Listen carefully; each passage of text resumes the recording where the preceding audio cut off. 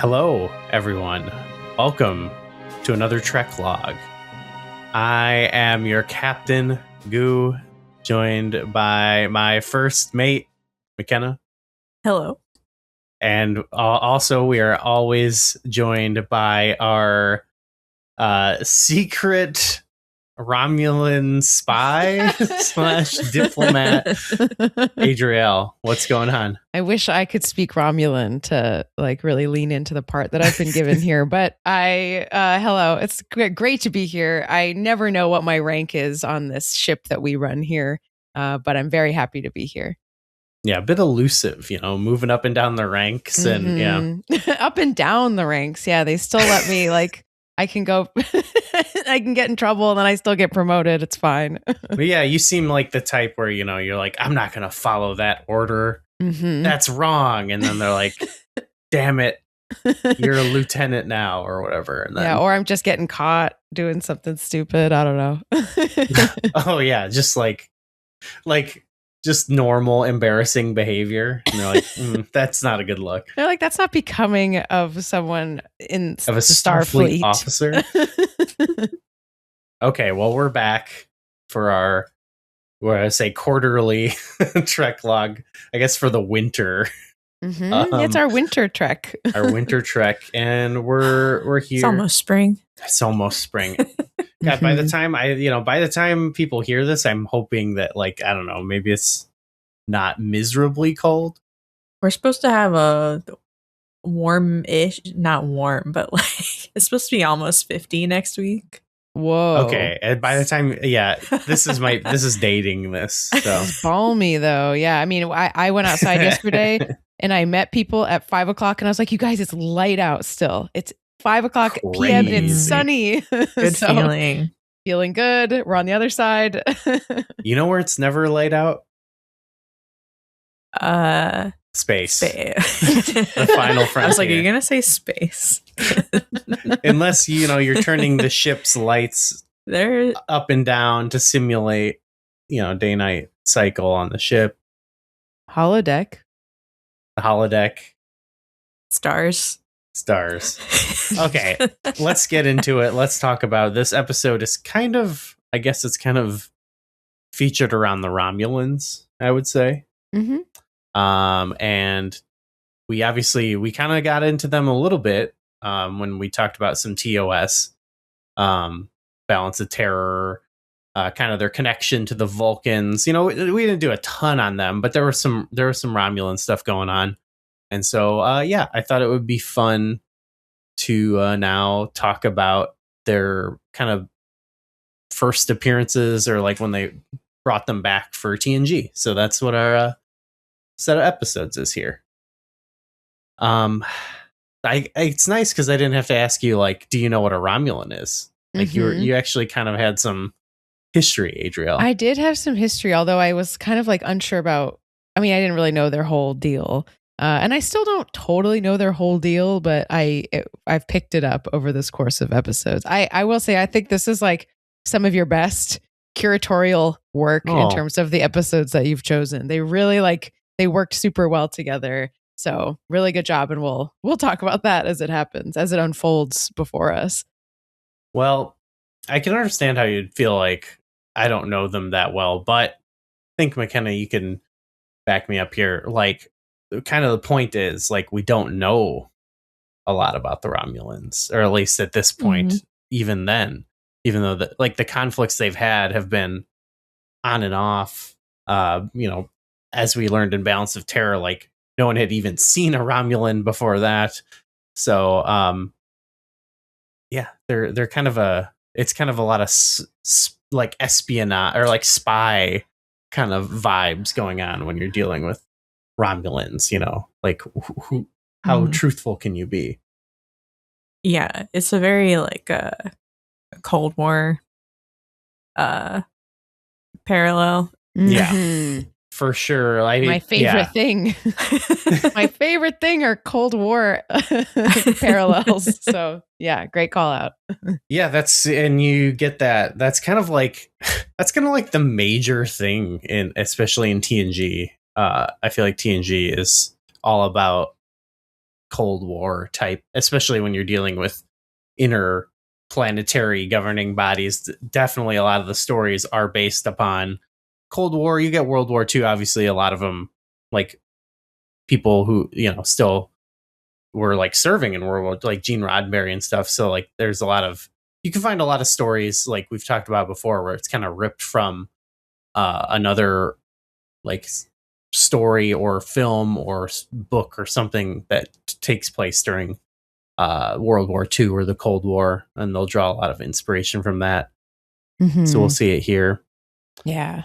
It's funny because I always think of the Cold War as being like heavy in like the 60s, which was the first season.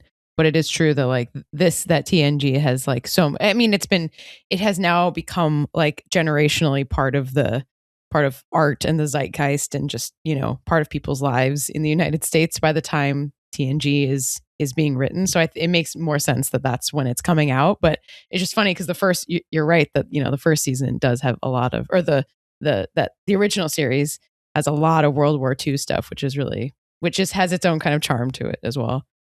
Yeah, and we're here like in this time period. Well, I'll say the dates of these episodes, but we're like at the end of all of that, so it's kind of looming over, I'm sure a lot of stuff at the time.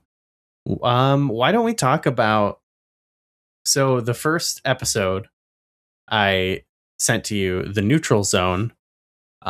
We don't have to spend as much time on this one. I thought it would be kind of a fun primer, but it's from season 1, and it's actually the season 1 finale. On the next episode of Star Trek: The Next Generation. Commander, look at this. The crew discovers frozen survivors from the 20th century. What's going to happen to us? In the middle of a perilous mission to confront arch enemies. You think that we attacked your outposts? Could this feared encounter spark an explosive battle? I recommend we go immediately to battle stations. Find out on Star Trek: The Next Generation. And it launched. It came out, aired May 16th, 1988. Story by Deborah McIntyre and Mona Clee. Script by Maurice Hurley. Directed by James L. Conway, who has done 18 episodes of Star Trek across 4 different series. Memory Alpha summary. After rescuing 3 ancient humans from cryogenic stasis, the Enterprise D is ordered to the Romulan neutral zone on an important mission. And so, like I said, we don't have to spend a ton of time on this one, but I thought it'd be cool to watch because this is when they decided to reintroduce the Romulans to the Next Generation.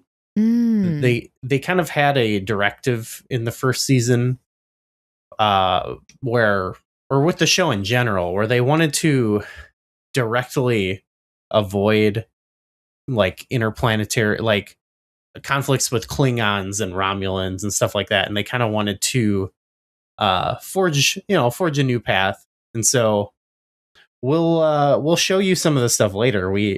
They created a new villain, the Ferengi, which lasts throughout Star Trek, but they were kind of a joke. They were kind of a flop.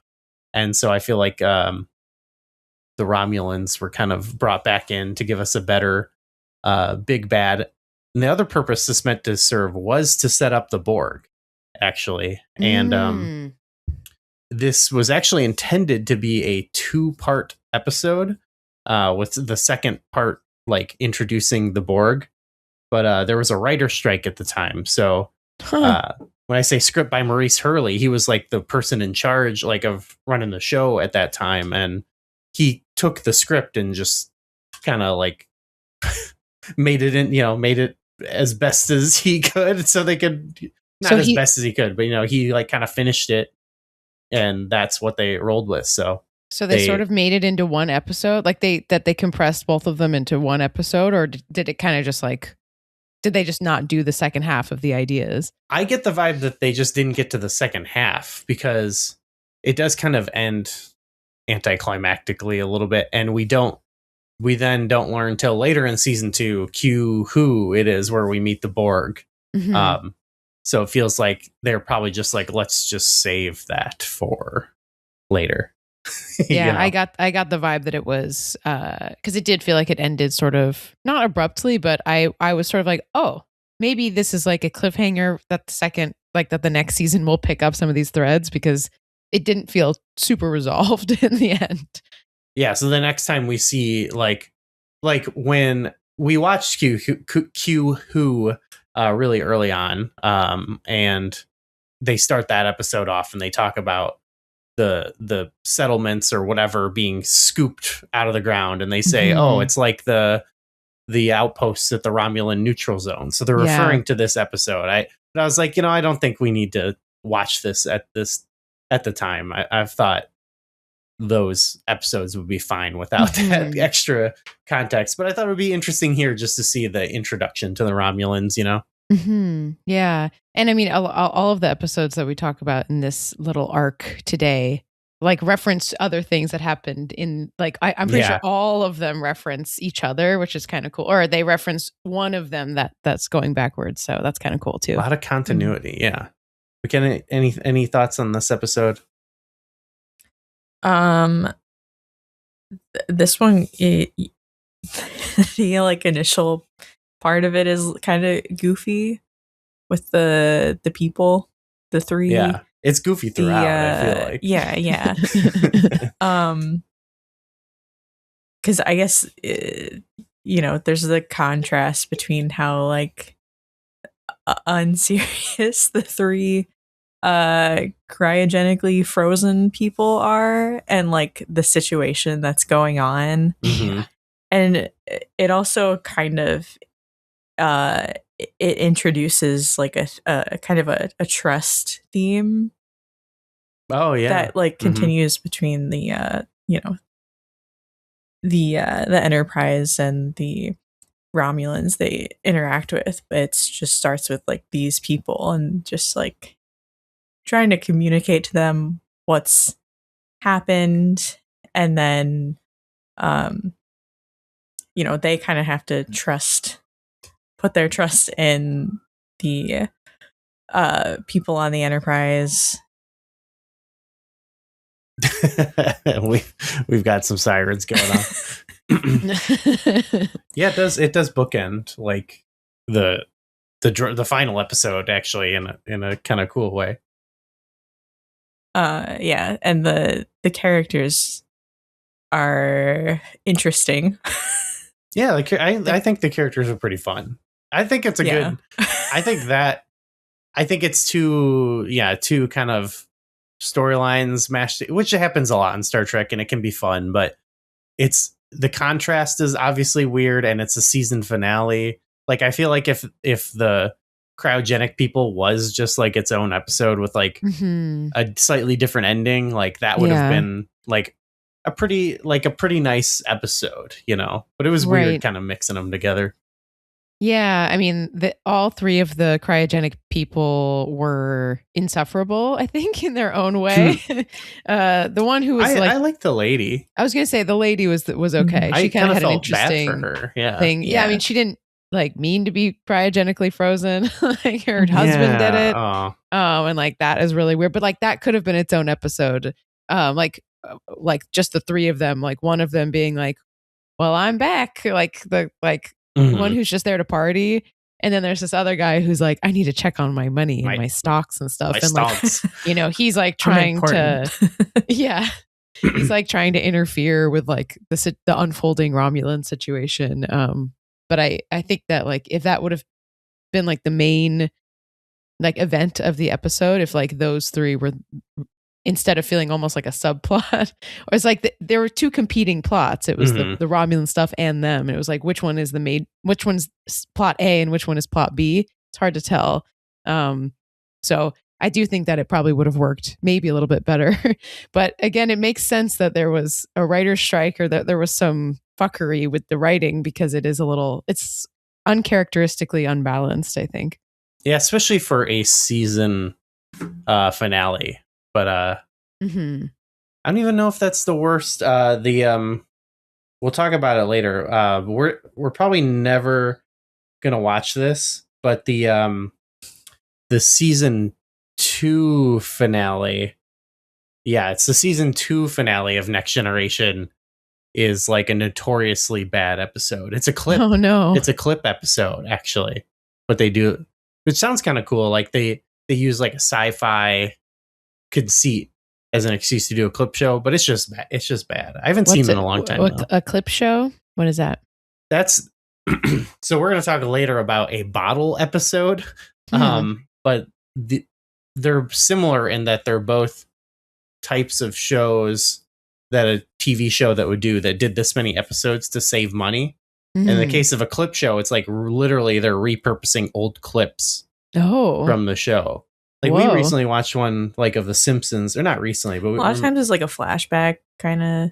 Yeah, like they're literally just, it's kind of like they'll usually find like some type of framing device for them to, sometimes it's like they're all stuck in an elevator or something like that, you know. Or like maybe in the case of The Simpsons, there was one, I think, where it was like they were having some type of relationship or family issue and they were like reminiscing about things. So that's kind of what they did with that. So that's the worst season finale for TNG, I think. Yeah.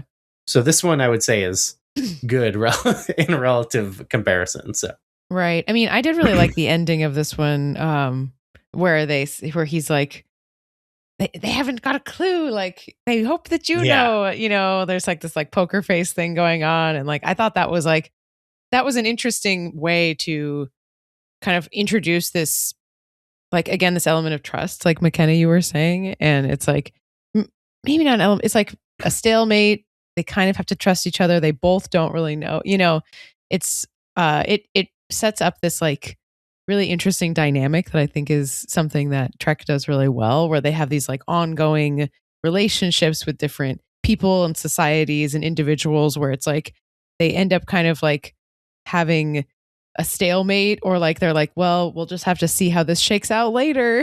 You know, like you're still the enemy, but like we also just like want to avoid conflict. So I thought that was an interesting way of ending it, kind of like a not definitive cliffhanger kind of way, in a way.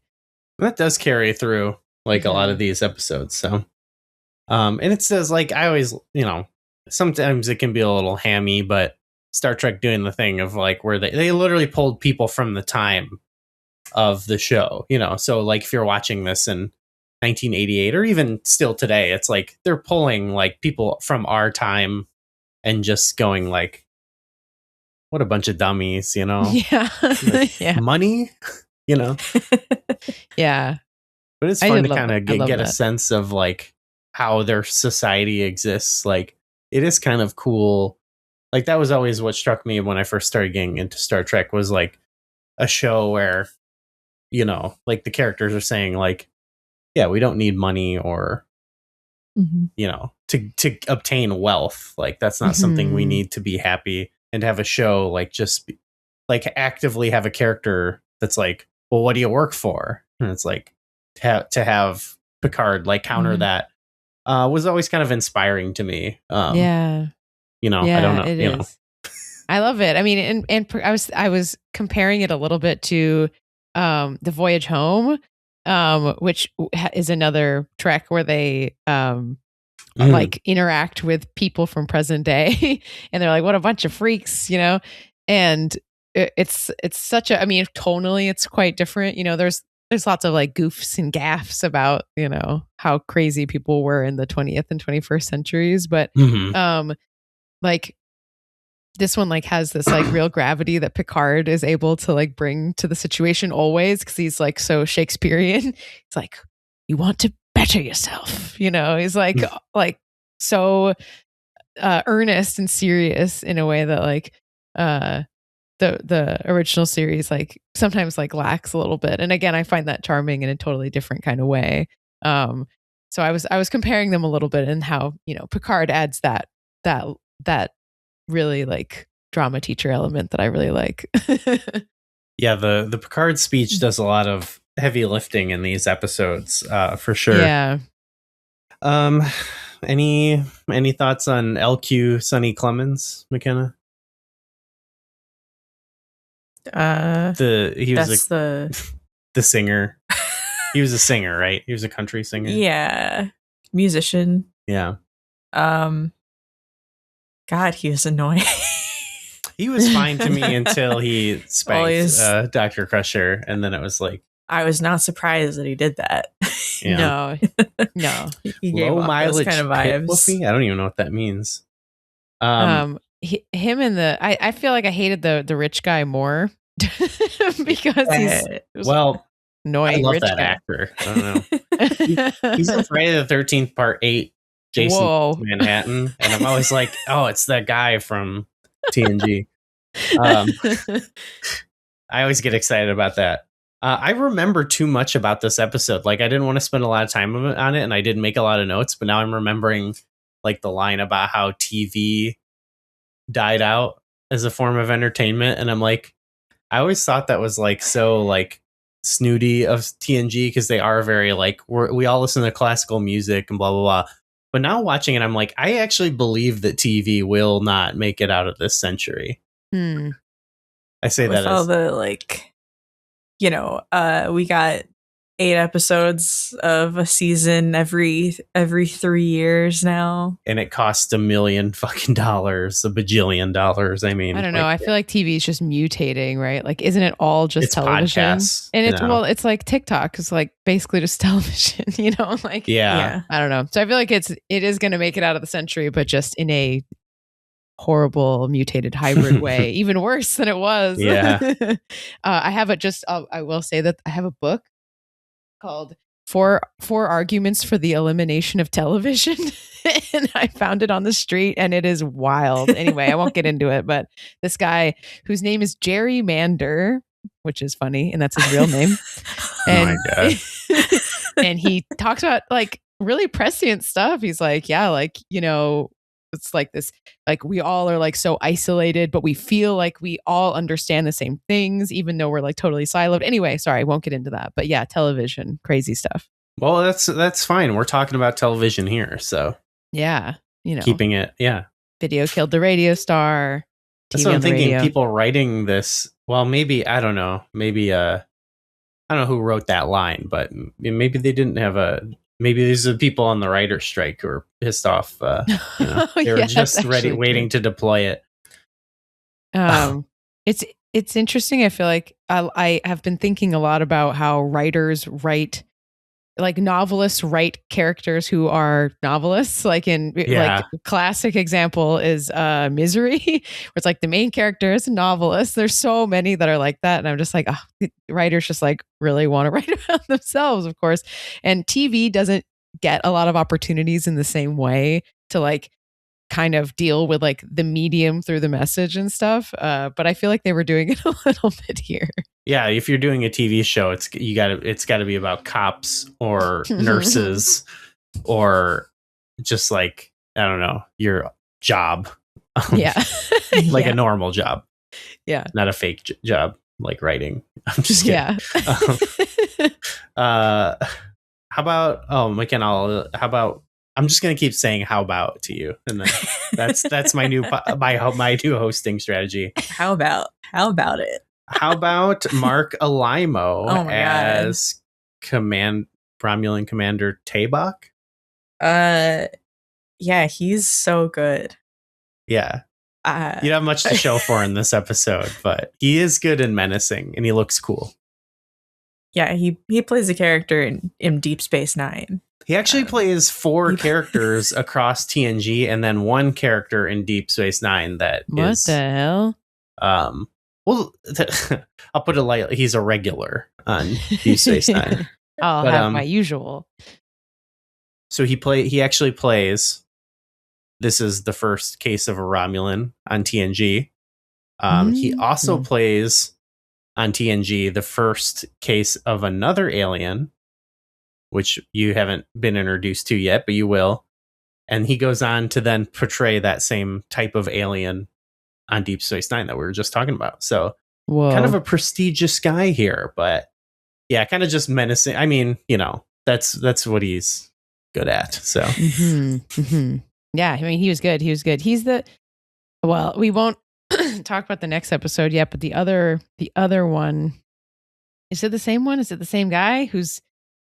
That's in a different episode. Yeah, there's a recurring guy in some of the later ones. Yeah, gotcha. Okay, yeah. So then this guy I liked more. The other guy looked too wet and just felt wet to me, and I didn't like that about him. Yeah, Mark, I would not say is wet. Well, yeah, this guy I liked. He was pretty dry. So anyway, we can move on. We actually, what's that? Can we mention the little data? It wasn't a joke, but I mean, it was a joke to us. But he's like reading the woman's occupation. It's like homemaker. Must be some kind of construction work. I liked that. That's something we're gonna miss out on, like doing a lot of these episodes all together. Is there's so many little, like you could break down a whole episode for 4 hours, you know? Yeah. So yeah, that is a good one. We There's also really we establish here for real, like that Worf really hates the Romulans, which I think was nice to see in this episode. So there's a lot of like all of the like not all the characters, but there was a ton of Worf. There was a lot of Data, as we'll get into, and a lot of Geordi, and I love Geordi. I feel like Geordi got a lot of play these couple episodes, and you saw the best Geordi up, like one of the only good ones here. So bummer that there's not more. But anyway, I just liked that these episodes, like we got a lot of Worf and Data specifically, which was cool. Maybe let's talk about that one. There is so I did skip season 2. Actually did have a Romulan episode as well. I actually don't remember what happens in it, but I was like, there's some meteor stuff to get to. So let's skip ahead to season 3, episode 7, The Enemy. Next time on Star Trek: The Next Generation, Geordi is missing in action on a deadly planet.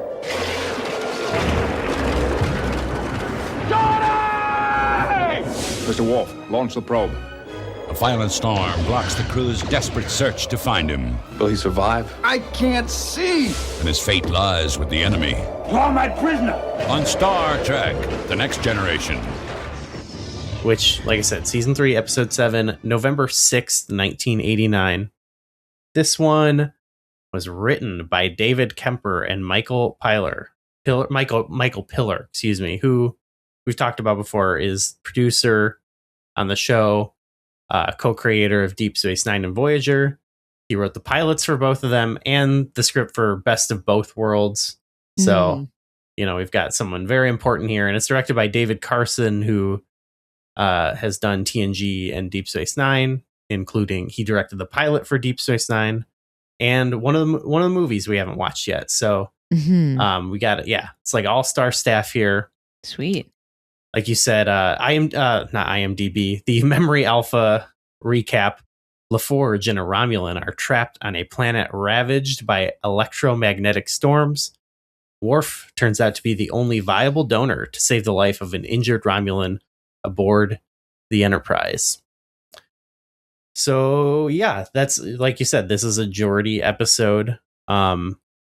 I mean, there's other stuff going on, but I feel like the Geordi thing is what I think of mainly when I think of this episode. He's basically, like they said, stuck down on this planet. He's stuck with this other Romulan named Batra, who's played by John Snyder. He's in one other TNG episode, apparently. We'll talk about it someday, but that was kind of what I think of as like the A plot of the show. What did you think? I really liked this episode a lot. The next ones that we talked about, they're all bangers, all of them. Oh yeah. This one was the one where I was really like, fuck these fucking Romulans. Like, what is their problem? They're just such assholes the whole time. Like there's an injured Romulan and he's really fucking rude. And then we've got this other one who's stuck down there with Geordi, who's also like extremely rude. Eventually he kind of comes around, but like all of them, I mean, later in another episode, there's like more texture and like possible redemption and, more nuance. But these in this episode, I especially, for the first like 80% of the episode, I was like, I hate these guys. I hate these guys. I get why we're at war with them. I'm all in on the war. Oh shit. What, McKenna? What's their problem? What's the Romulans' problem? Or what do you think about them? I mean, this one, you know, the whole like theme of trust kind of carries through. Trust, mistrust. You know, Geordi trying to work with this guy because they need each other. But the Romulans like, well, you're just gonna kill me, right? And they have that to work with. And you know, you have Worf, who just has absolutely no regard for the Romulans, like even when it will help you know, the Federation, he refuses to be the donor. Yeah. Just he puts his own beliefs over that. You know, he does say, if you order me to, I will do it. You know, he has that whole conversation with Picard, which is it was a very Picard thing to do. He's like, I want you to do this, you know, but I won't order you to do it. Yes. Yeah, so for that, the other Romulan's name is Patak, which I think is also a Klingon. That's like what they... That's weird, sound... right? He's played by Steve Rankin, who is also in 2 Deep Space Nine episodes and Enterprise episodes. So a lot of regulars here. And Michael Dorn was actually originally opposed to the idea of Worf not helping. Like, he thought that's not... He thought that was not what the character would do, but later he kind of came around to it. Like, after the episode actually came out and stuff, he thought, oh, that actually made sense, and it really kind of fleshed out the character of Worf. And I thought it was kind of cool just to, in an episode, have like 2 almost like opposing things happening. You know, like 2 different officers in 2 different situations, and one kind of rejecting the olive branch and the other one offering it or whatever, you know? Yeah. You know, Worf has this kind of background where so a lot of the Klingons think that his father betrayed them to the Romulans. And you know, we've talked about we've watched some Worf episodes, and I've talked about how I think Worf is really self-conscious about his Klingon identity. And I think this is definitely that manifesting here, where it's like he doesn't want to be perceived as supporting the Romulans in any way, just because he kind of has that background. Yeah. Especially when the one was like, I'd rather die than have your filthy Klingon blood going through me or whatever. So when we were like, oh, he refused, I was like, well, there was a moment where he was like looking into his eyes, you know, and he's like, you can't tell what Worf is thinking. And then the Romulan is like, I would rather die than have my blood soiled by your blood. And I was like, okay, well, then die. I don't care. Like, okay. Its story ended. Like, so, you know, and I thought that Worf saying like, I will do it if you order me to, was like, to me, that's like perfect compromise, you know, like he's not okay. Like, he's not uncompromising. He's like, I'll do it. I'm not doing it on my own accord, but like, I'm not going to like lose my job over it. Like, I'm not going to do it, you know? Like, I don't know. I felt like I had a lot of respect for Worf when he was doing that. Okay. Well, that works too. Well, which is it's a different approach than I think that both of you, a different interpretation of it that it sounds like than you both had. Well, which, you know, I wouldn't say it's like I think it's like I can certainly understand it, but I feel like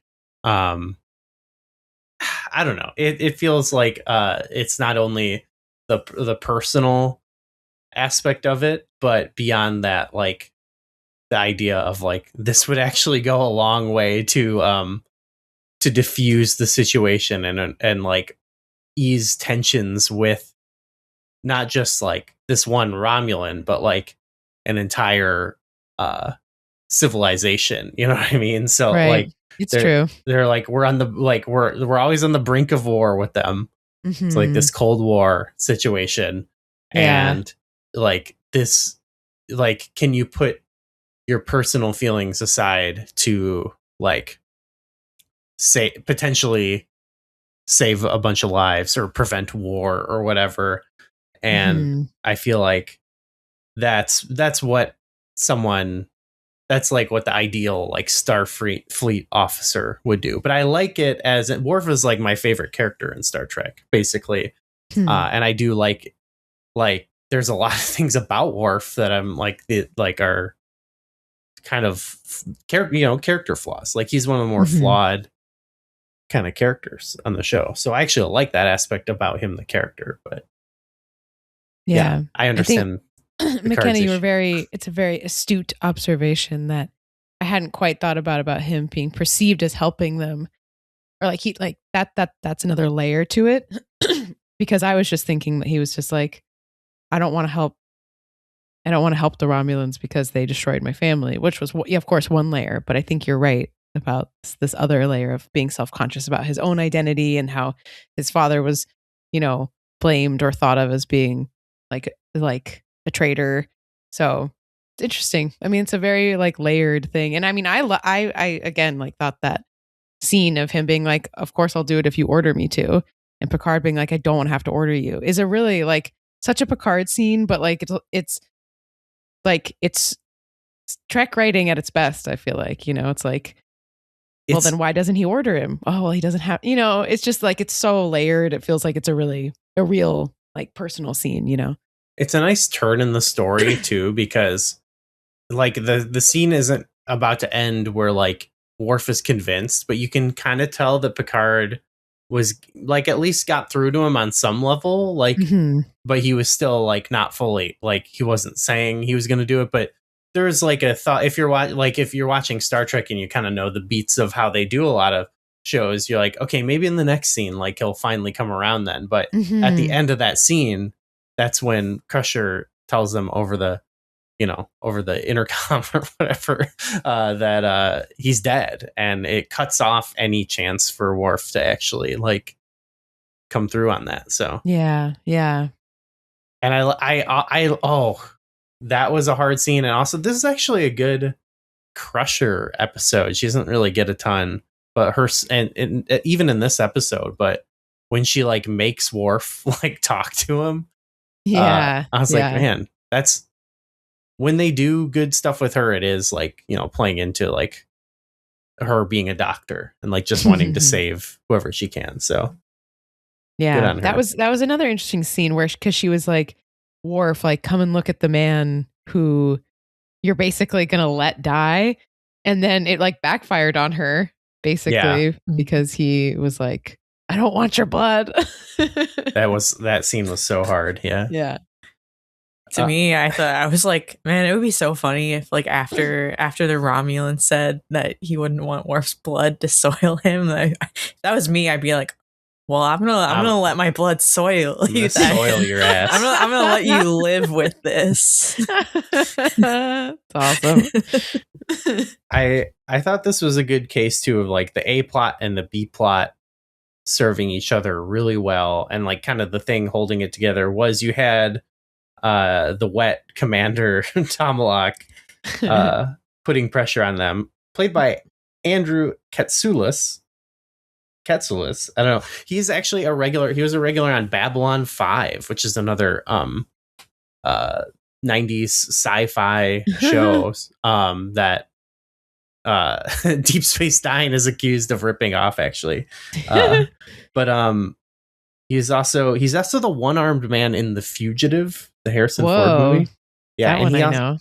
He makes an appearance as well in Star Trek Enterprise. So I like him, actually. I like him in both these episodes.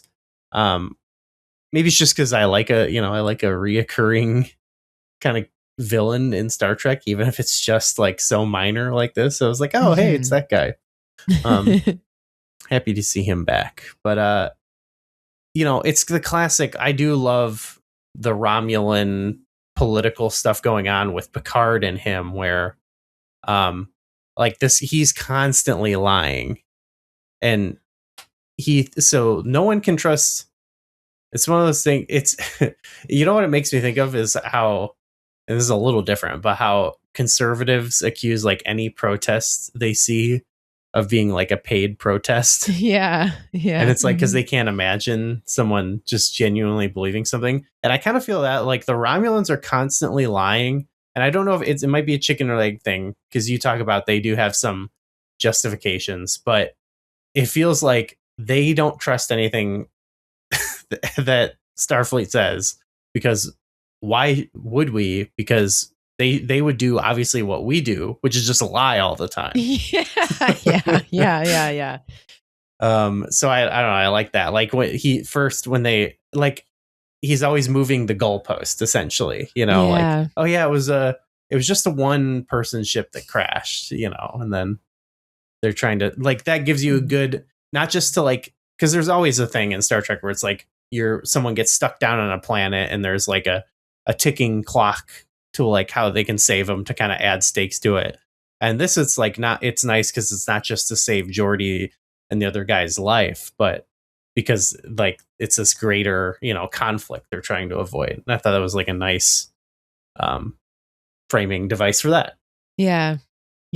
And I like that he is a big old liar. Just lies obviously, like not even trying to hide it, like gleefully lying. It is like a really fun kind of character to watch, because they're so unpredictable. And even if they were telling the truth, then it's just like, you can't trust anything they say. I mean, that is different than some of the other Romulan tactics, I guess, like the to transition to Geordi's situation down on the planet. Like that Romulan is like, he was the one where I think I texted you and I was like, man, I just hate these guys, because he's like near death, but he's like pulling his gun on him and stuff, and he's like, you're filthy trash. And I was like, come on. Like, what are we doing? Like, why are you like this, man? He does kind of come around in an interesting way, but there are no subtle tactics. He's not doing any mind games. He's just like limping around with a gun. It's like the worst version of power, It would be interesting if they could pull, because I think, we're supposed to believe like, oh, they're just afraid of us as we are of them, type of thing. Like they don't, like what I was just saying, like they think we're lying, so they're gonna lie, and I think it would be interesting if they could ever like do an episode from like the Romulan perspective of like what it's like to deal with Starfleet, like why, like what about their psyche causes them to not trust us, other than like they're just like tricksters and lying, like, yeah. I feel like we've seen later Star Trek, they really go ham on the Romulan lore in the Picard season 1, and it's almost, I wish they never did. So, okay. It was cool too to see Geordi's survival mode was nice. Yeah. Geordi's cool. Yeah. Wish they could have done more for him than some of his other feature episodes that we won't be talking about. Yeah, oh, man. Now I'm so curious, because you both always are like, they're so bad. You'll hate Geordi. I feel like you haven't shown. Well, I've seen I know like some of his episodes. Yeah, I'm talking about the one where but he the good, like falls I feel in like love with the good. A lot of his good episodes are more like Data episodes. Yes, he's there. Oh yeah. We really get hardcore in here. Like him and Data are good buds, and I love to see that. So the trust thing is cool, because you mentioned like in the first one, it's just about how, they're like, well, let's search together and try to, figure out what's going on with the Borg stuff. And in this one, there's that aspect of like, we need to drop our shields to beam Geordi and the Romulan guy up. But if we do that, we're exposing ourselves to the Romulans. They could take us out. So Picard has to, be like, we're going to do this. Please don't kill us. And they don't. I think the shield thing is also like interesting 'cause, like that kind of is what you do when you trust someone. You're like letting yourself be vulnerable. Let your guard down. Yeah. Yeah. And I like, when they come up, the one Romulan that you hated was like, oh no, I can vouch for Geordi. He's cool. He's cool. Yeah. That Romulan redeemed himself. We're cool. Them like working together. Yeah. And Geordi's like, he doesn't even have his like sight, and like his visor. So that was cool. Yeah. I mean, there's also an element kind of to what you were saying, McKenna, of not just trust, but like, I know that Geordi has this conversation with the Romulan on the planet. And then I know there's a similar conversation. I'm not sure exactly when it was, but where he's like, there's a time to die for your principles and like die for what you believe in. But like, is that now? Yes. Is that when you want to, is now the time that we both get taken out on this planet or what, and ultimately the answer is like, no, now is not the time to die for my beliefs. I feel like that's different than how Worf felt, obviously, right? Like Worf is the opposite, where it's like, would you let someone die to maintain your beliefs at great cost? Yeah, an inversion of that. And then there's another time, I believe, like where, like, I'm not sure if it was in this episode. I think it wasn't, but maybe it was, where Picard is talking to one of them over the intercom, and he's like, we can start this war now or we cannot. And then everyone kind of walks away from it, basically, because they're like, oh man, like we'll start a big war and we're both going to die right now. So maybe let's not, which is the whole thing about the Cold War, so yeah. Yeah. Some of these episodes are based on like Cuban Missile Crisis is the inspiration for. I did this on my old podcast, my backtracking podcast. There's a couple of these where we compared them to actual events. Oh, the next episode is actually like based on the Cuban Missile Crisis. Cool. The Enemy is based on a different movie. Anyway, let's get into the next episode. Cool. Let's talk about the Defector. Next time on Star Trek: The Next Generation. Please, you must help me. An archenemy defects to the Enterprise. You're a traitor. I came to stop a war.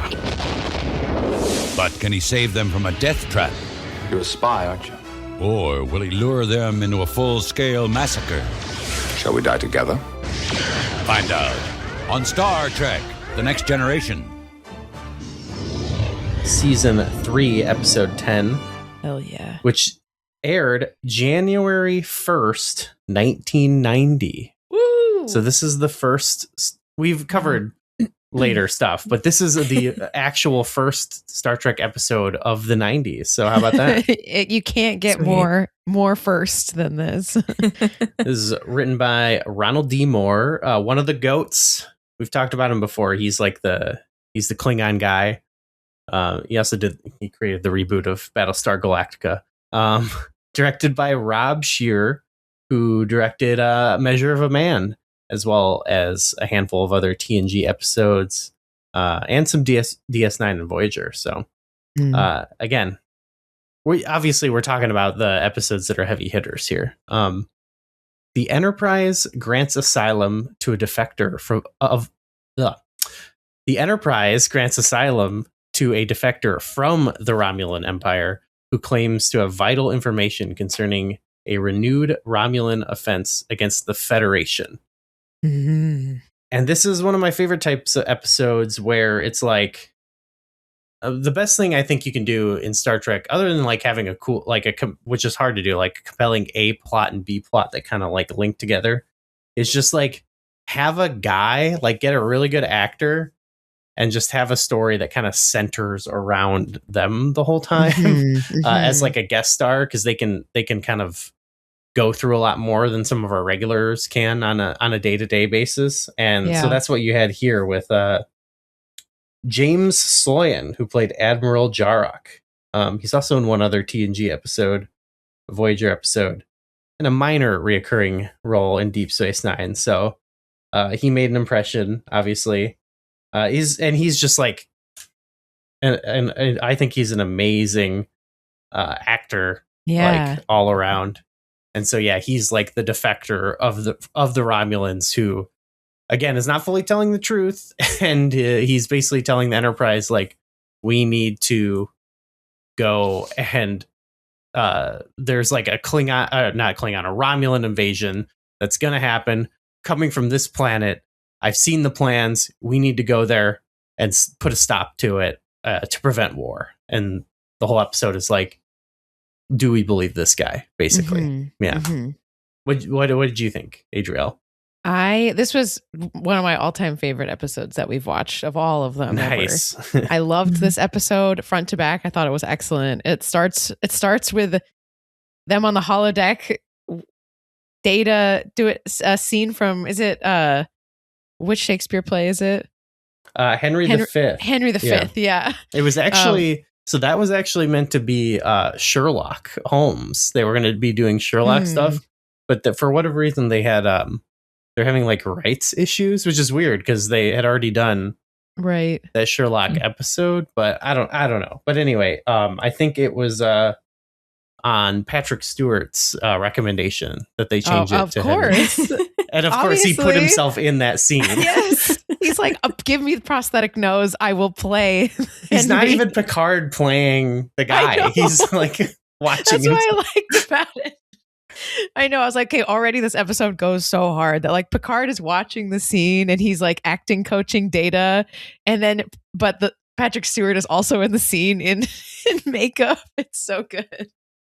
I mean, I just love when they are in a different time and place. Like, and yes, I love so those good. holodeck stuff. It's just it's so cool and awesome. And Data playing Shakespeare, like playing what, I don't remember which one he's playing, but him doing Shakespeare is so cool and fun. I feel like Brett Spiner, that's his name, right?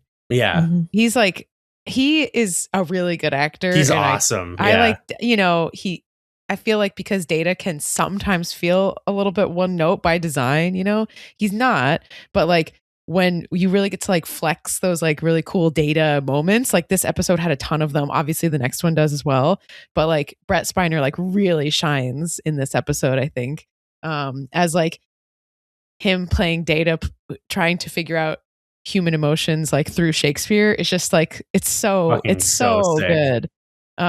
So like already we're starting off so fucking strong, and there's some other holodeck stuff that happens in this. There's a ton of Data stuff. It's just, I loved this episode. Hell yeah. I love it. McKenna, how about you? Yeah, I do love this episode. It's like one of the ones I think about Yeah. more than some of the other episodes.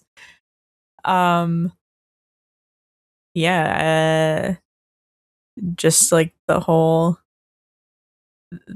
premise, and that like they can't figure out if it's like, well, maybe this guy is telling the truth, but this is also something that the Romulans would do to try to goad us into a war. Yeah. It's like we like either way we like might be heading into war here.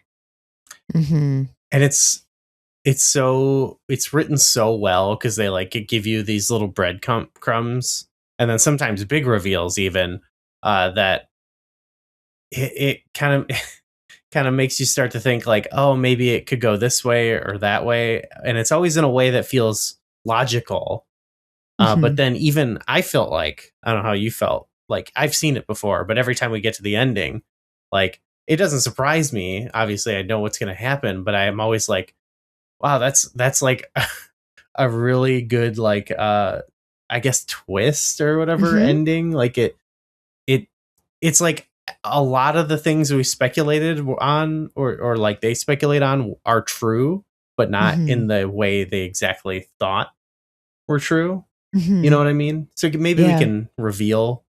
I mean, I might as well just say it. Like basically they find out the commander isn't just some guy. He's like a very important, he's like an admiral or something like that. And that's why he's seen the plans. So so eventually like they choose to believe him, but what they found out was that the Romulans duped him. Like they showed him fake plans. So while he believed, like it was like, yes, it was both a lie and he was acting truthfully. You know what I mean? So like that was really clever, I thought. Yeah. I mean, because he was also lying about being a low-ranking, whatever guy, guy.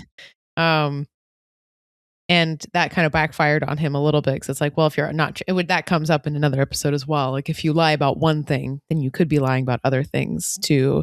But yeah, I mean, this is an episode I only saw it once, but after it was over, I was like, I want to rewatch it, not just because it goes hard and it's awesome, but because there's like I think that rewatching it, I would like pick up on like the truth of what was going on a little bit more. And yeah, I would like to watch it again. I also thought that he just is such a good actor, you know, as we mentioned, like this is a great form of episode. I love when they do this and just let him cook. But he really he carried multitudes like in this episode, like, but being like a family member, like he talks about his family, talks about like generational trauma, sort of. He like talks about being an outcast, but like loving his people. I mean, there's just like so much that he carries while still being sort of stoic. I just thought he did such an excellent job. And you mentioned the Data stuff. I liked when Data was talking about like, we still get a little bits of Data, like he learns about the concept of like a gut feeling. And that plays so well. And that scene is so good when he's just sitting in 10 forward, like staring at him, like trying to ascertain what his intentions are. And it's kind of a sweet gesture that he takes him to a holodeck, you know, recreation of Romulus, which he immediately is not happy about, but it's so tragic in a lot of ways, you know? Yeah. Sorry, go ahead. I was just gonna say how like he comes off as so likable. And like a lot of the Romulans have this like constant like smug aura. Where he's not bitchy. He feels genuine. He's not bitchy. You know. He like feels like, you know, you meet this character and you're like, you know, maybe we could come to an agreement with the Romulans. Like if there's one person like this that exists, there's got to be more. And it's like kind of a hopeful kind of character. Even though things, you know, this is where his story ends. He handles the sort of like shades of gray a little better too. Like there's that aspect of like where he could tell them more. Like he's an admiral, he could tell them more, but he won't because he only wants to stop like what's happening, but he doesn't want to like he doesn't want to like give up in his mind his home to the Federation, you know, to like put them more at risk.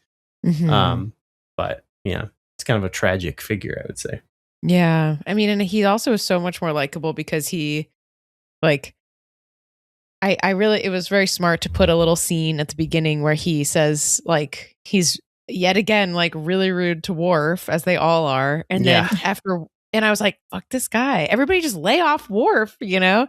And then he leaves and then he's like, I like him. It's like, and then Riker's like, what do you mean? He's like, I feel like I understand him. And he's, you know, like it made it feel like not really better, but I was like, oh, okay, like he's not full of like putrid anger and hate in this way that like they seem like they are.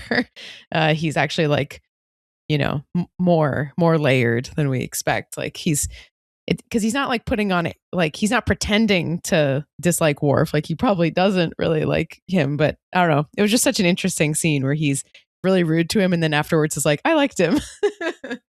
I like that. Yeah, that's why I think you get a lot out of like just having an episode where you feature like one guy is really cool, and just see how different people on the team might interact with him, and what that says about the character is really good. Yeah. I'll also throw in, we were talking, so I thought that even though it was kind of switched up from Sherlock, like I do think like kind of they do this a lot in Star Trek where they kind of insert, either it's based on something or they'll kind of try to directly insert some type of like story or reference or something into it to kind of like be like a through line throughout the episode. I thought the Henry V stuff worked really well, like later when Picard is, imagining himself in that position.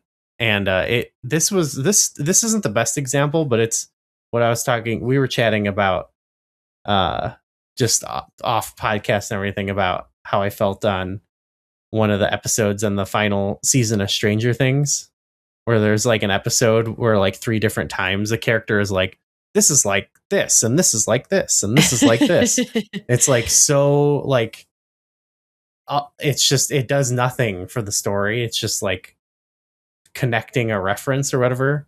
Or it's like, I don't know. I feel like Star Trek, they're not always batting 1,000 or anything, but I feel like this is like the ideal way you want to actually have something like that, where it's like, it actually draws a parallel to the story, and it like personally affects the characters in a way, and it tells you more about the character other than just like, this is like Star Wars, like, yeah, okay, this character's a nerd or whatever. Right. Anyway, I don't know. I'll get off my soapbox about that. But. No, I mean, I think that I really liked that because it wasn't critical to the plot, but it informed so much, especially of Data's like, like they did a good job with like kind of almost holding our hand through like the subtext, right? Which is that like, this is just about like figuring out, like sometimes there isn't a truth. Like there's always a truth, but sometimes we don't, like the facts won't give them to us. And like, that's what like being a human is like trying to figure out like the truth could be something completely different than what the facts are, or, and that's what turns out to be the case in this episode. And I think that Data, through his examination of like Henry V and humanity in general, is like conveying that truth. So yeah, I agree with you. I did like the little touch where Picard's like, I need you to keep a record of this. Like it gives it some seriousness, but then also like the next time there's a log, it's Data doing the log. Like that was a nice touch. Sorry, you were going to say something. I was just thinking I was going to bring it back to that point where the hopeful point, or maybe he had the Romulan, more Romulus interests at heart. But he does write a letter that he knows at the current time cannot be delivered. It can only be delivered under the terms that, the Federation and the Romulans have a relationship, like a decent enough relationship. So there is some, hope on his part that can occur. That is a nice ending. Well, actually, we kind of should talk about, like, I guess, what do you think about how they kind of get out of this situation? Because it is a little like, oh, okay, off screen, you guys called the Klingons, They do that thing where they like dismiss Worf. He goes off, and you're like, what's he doing? I forgot. Okay, so there's some. It's set up, we can say. I wouldn't say it's like the most. It's not like pure like Deus Ex Machina or whatever, but it is like kind of like in the last episode. It felt like, they got there more, like you could follow 1, 2, and 3. And I feel like you could follow in this one, like the logic of like our character we were examining. But yeah, that kind of came out of nowhere. Like, oh yeah, we just called the Klingons. And oh, you're gonna kill us? Well, we'll kill you. Like, Yeah. like, I kind of liked it though. Like it felt like satisfying, like in a way that this like Cold War stuff like doesn't always feel satisfying, you know. And I was just like, okay, they had him with the big guns, you know. Like it felt fun for me to watch, you know. Like almost not a big battle scene, but just like, oh yeah, like hell yeah. I do like a big standoff. I do like that it's also specifically the Klingons, because like this is another thing where like they didn't used to have this relationship with the Klingons. Yeah, they used to be enemies, and now it's like they're showing up for them. They're buds. Yeah, yeah. That's a good point. Yeah. Okay. Well, yeah, a great episode. Why don't we move on to our next one? Data's Day. A joyous day on the Enterprise. It is my honor to unite together two people. But for Commander Data, it's the beginning of a struggle to find his place in the universe. I need your help. Data, it's not that simple. Forever isolated in a human world. I believe I have much to offer a potential mate. Will he ever feel life's most cherished emotions? Find out on Star Trek: The Next Generation.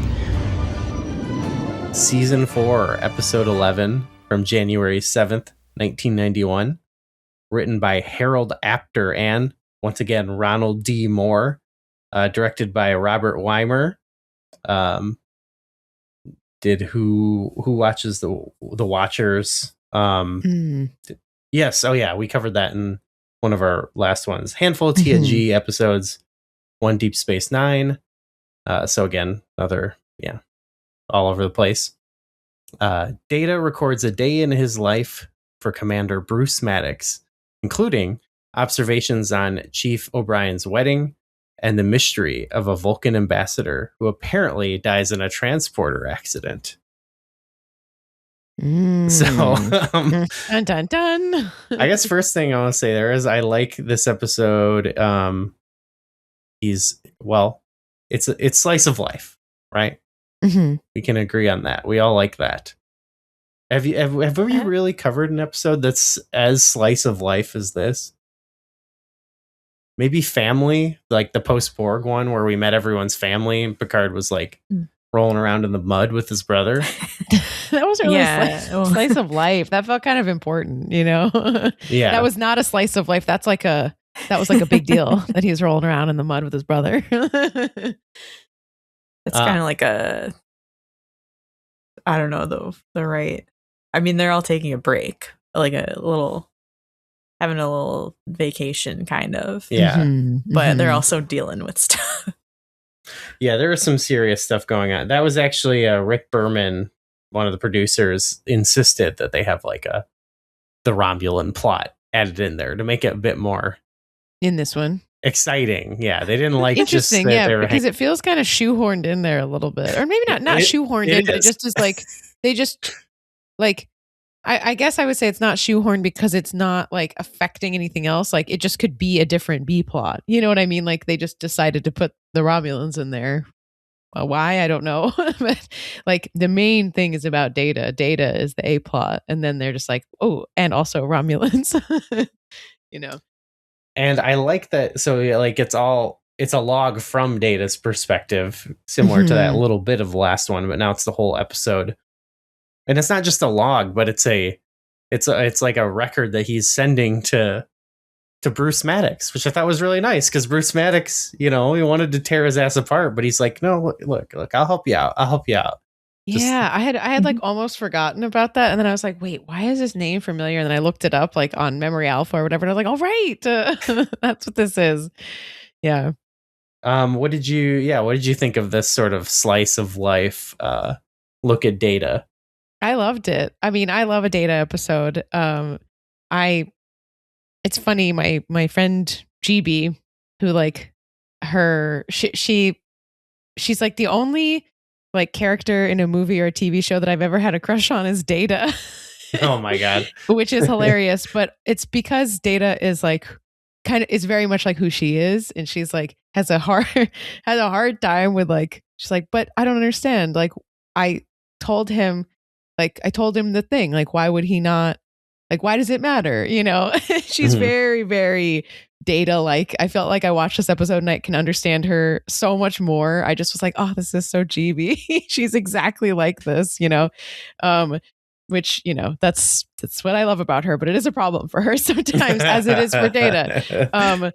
And the only thing about this episode that I didn't like was the wet. I liked the wedding as like a framing in the thing, like in the episode. Two characters are getting married, but then they like refuse to talk to each other, and they're like, Data, can you talk to him for me? And I was like, wait, what? Like, why? Okay. Why wouldn't they just? And then they're both doing it, and I'm like, this is dysfunctional. You guys should not be getting married. Like, what's happening? And then they get married. So I thought that was odd. Yeah, I was gonna ask about that actually, because this episode introduced the character of Keiko.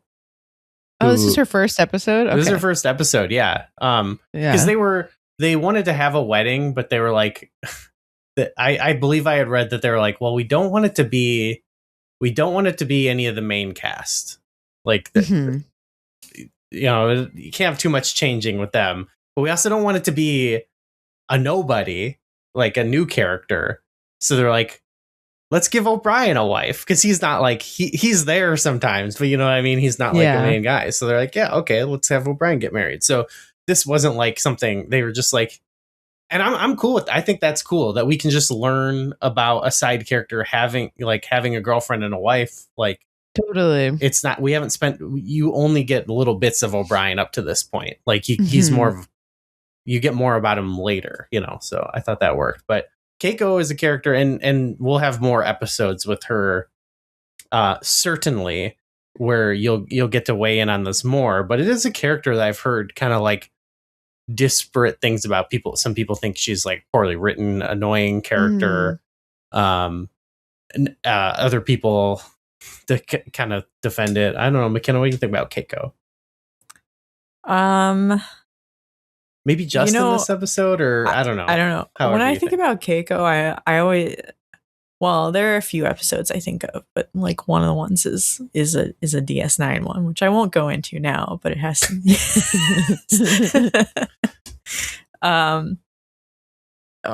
You know, I liked seeing her with the plants. Yeah, because I feel like even though we know she's a botanist, we don't see her like on the ship with plants a lot. Like usually she'll be like, oh, I'm going on a away mission, or I'm going away for a few months to do something. Yeah, like off on her own things. And I'll just throw in real quick too. This episode is the first time we see that room. A lot of the rooms, the replimat, I think they call it, where he's talking to Worf, like where they're replicating gifts. That was cool. There's a few other, I think, is the barber in this one? I don't know. There's like the barber's in this one. Ship locations we get in this episode that have never been seen. So I like it from that angle, like showing off more. But anyway, cool. I'll let you continue. Keiko.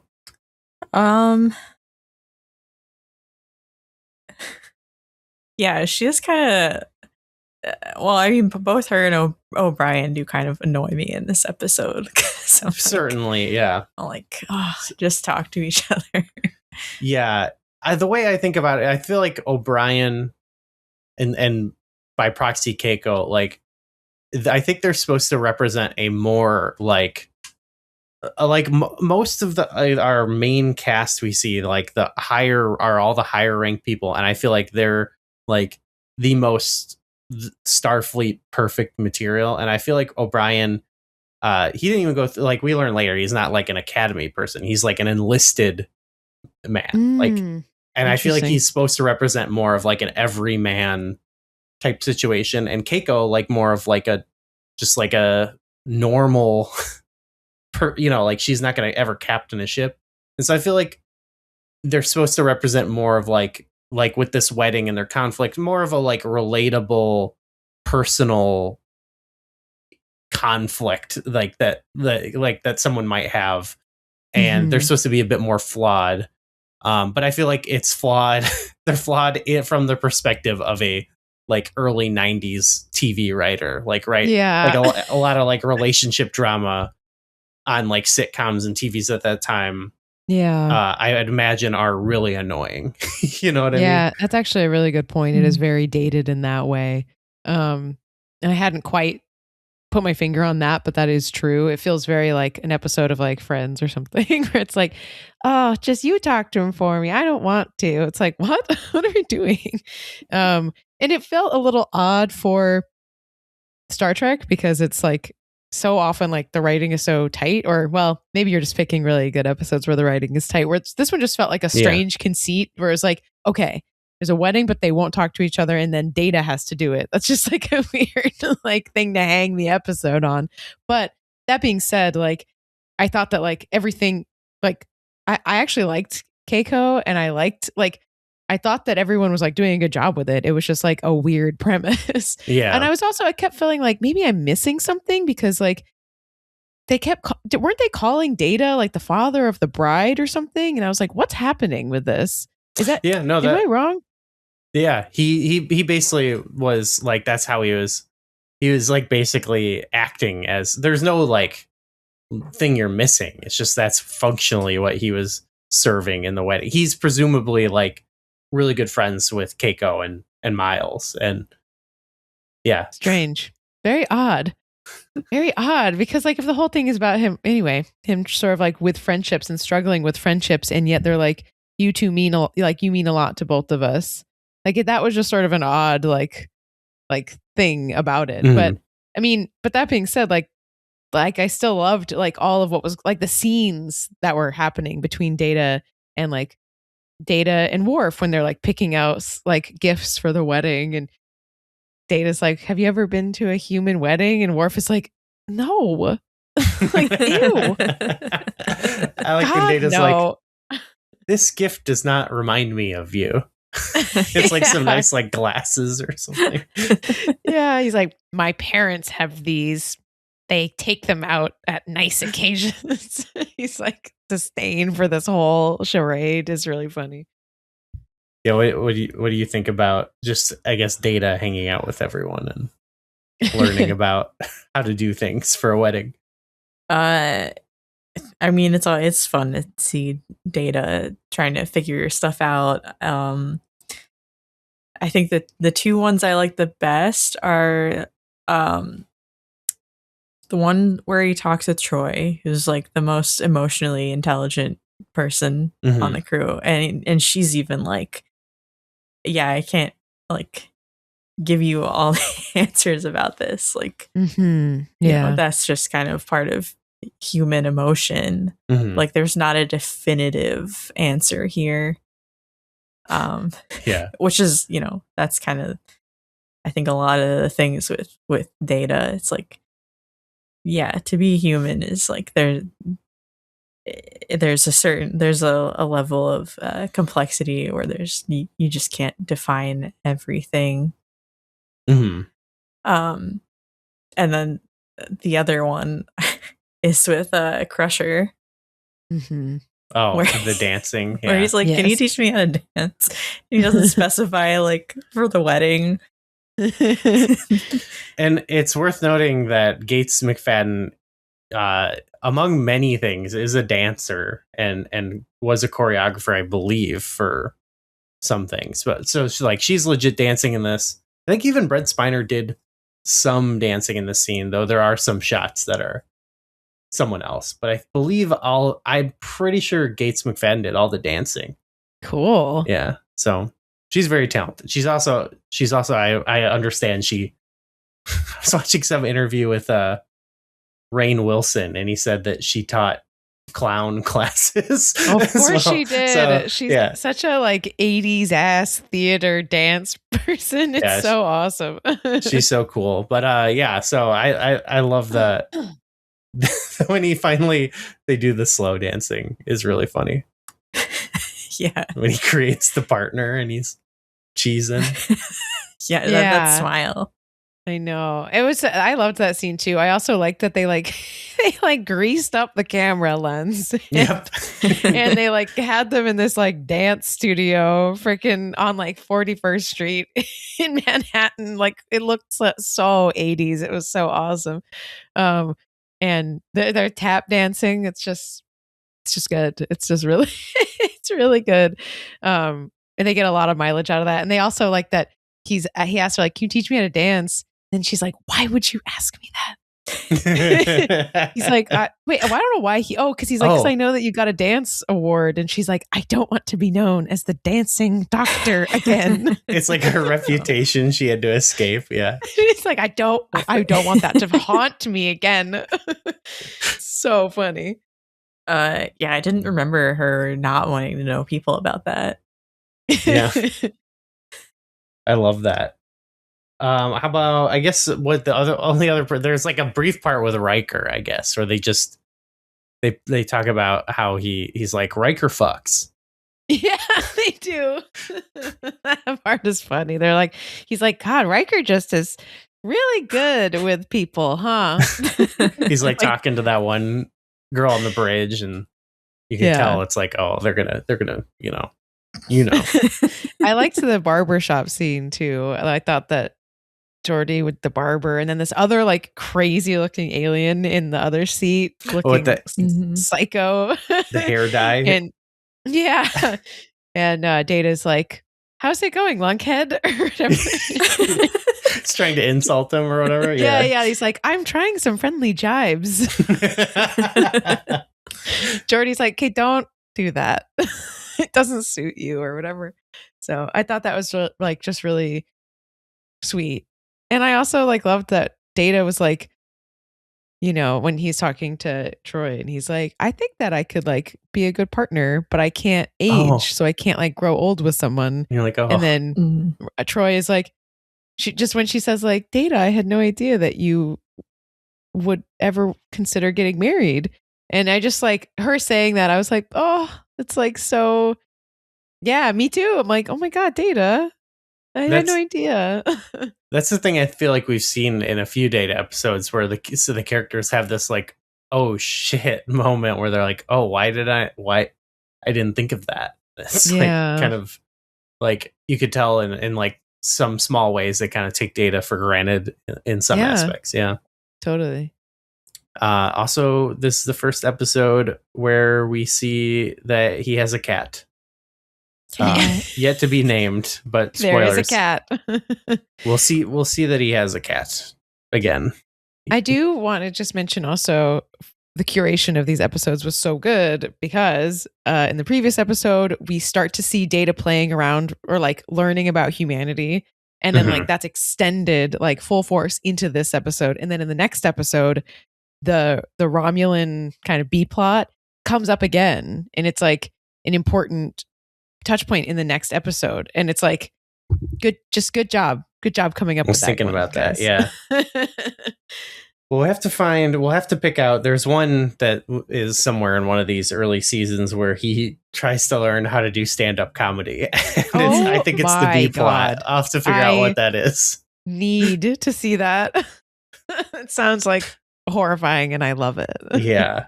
Okay, so then there is this other plot on top of it with you've got the T'Pel / Commander Saylock, played by Sierra Pachur, who's this Vulcan diplomat that's meant to be going to talk to the Romulans, but then it's this whole switcheroo where she's actually been a Romulan spy the whole time, and not much, I feel not as interesting as what else is going on with Data. But I do like the one scene where she tries to get Data to reveal secrets to her, and he's like, I'd have to inform the captain or whatever, and she's like, I'm just testing you. It's a classic. I'm just joking.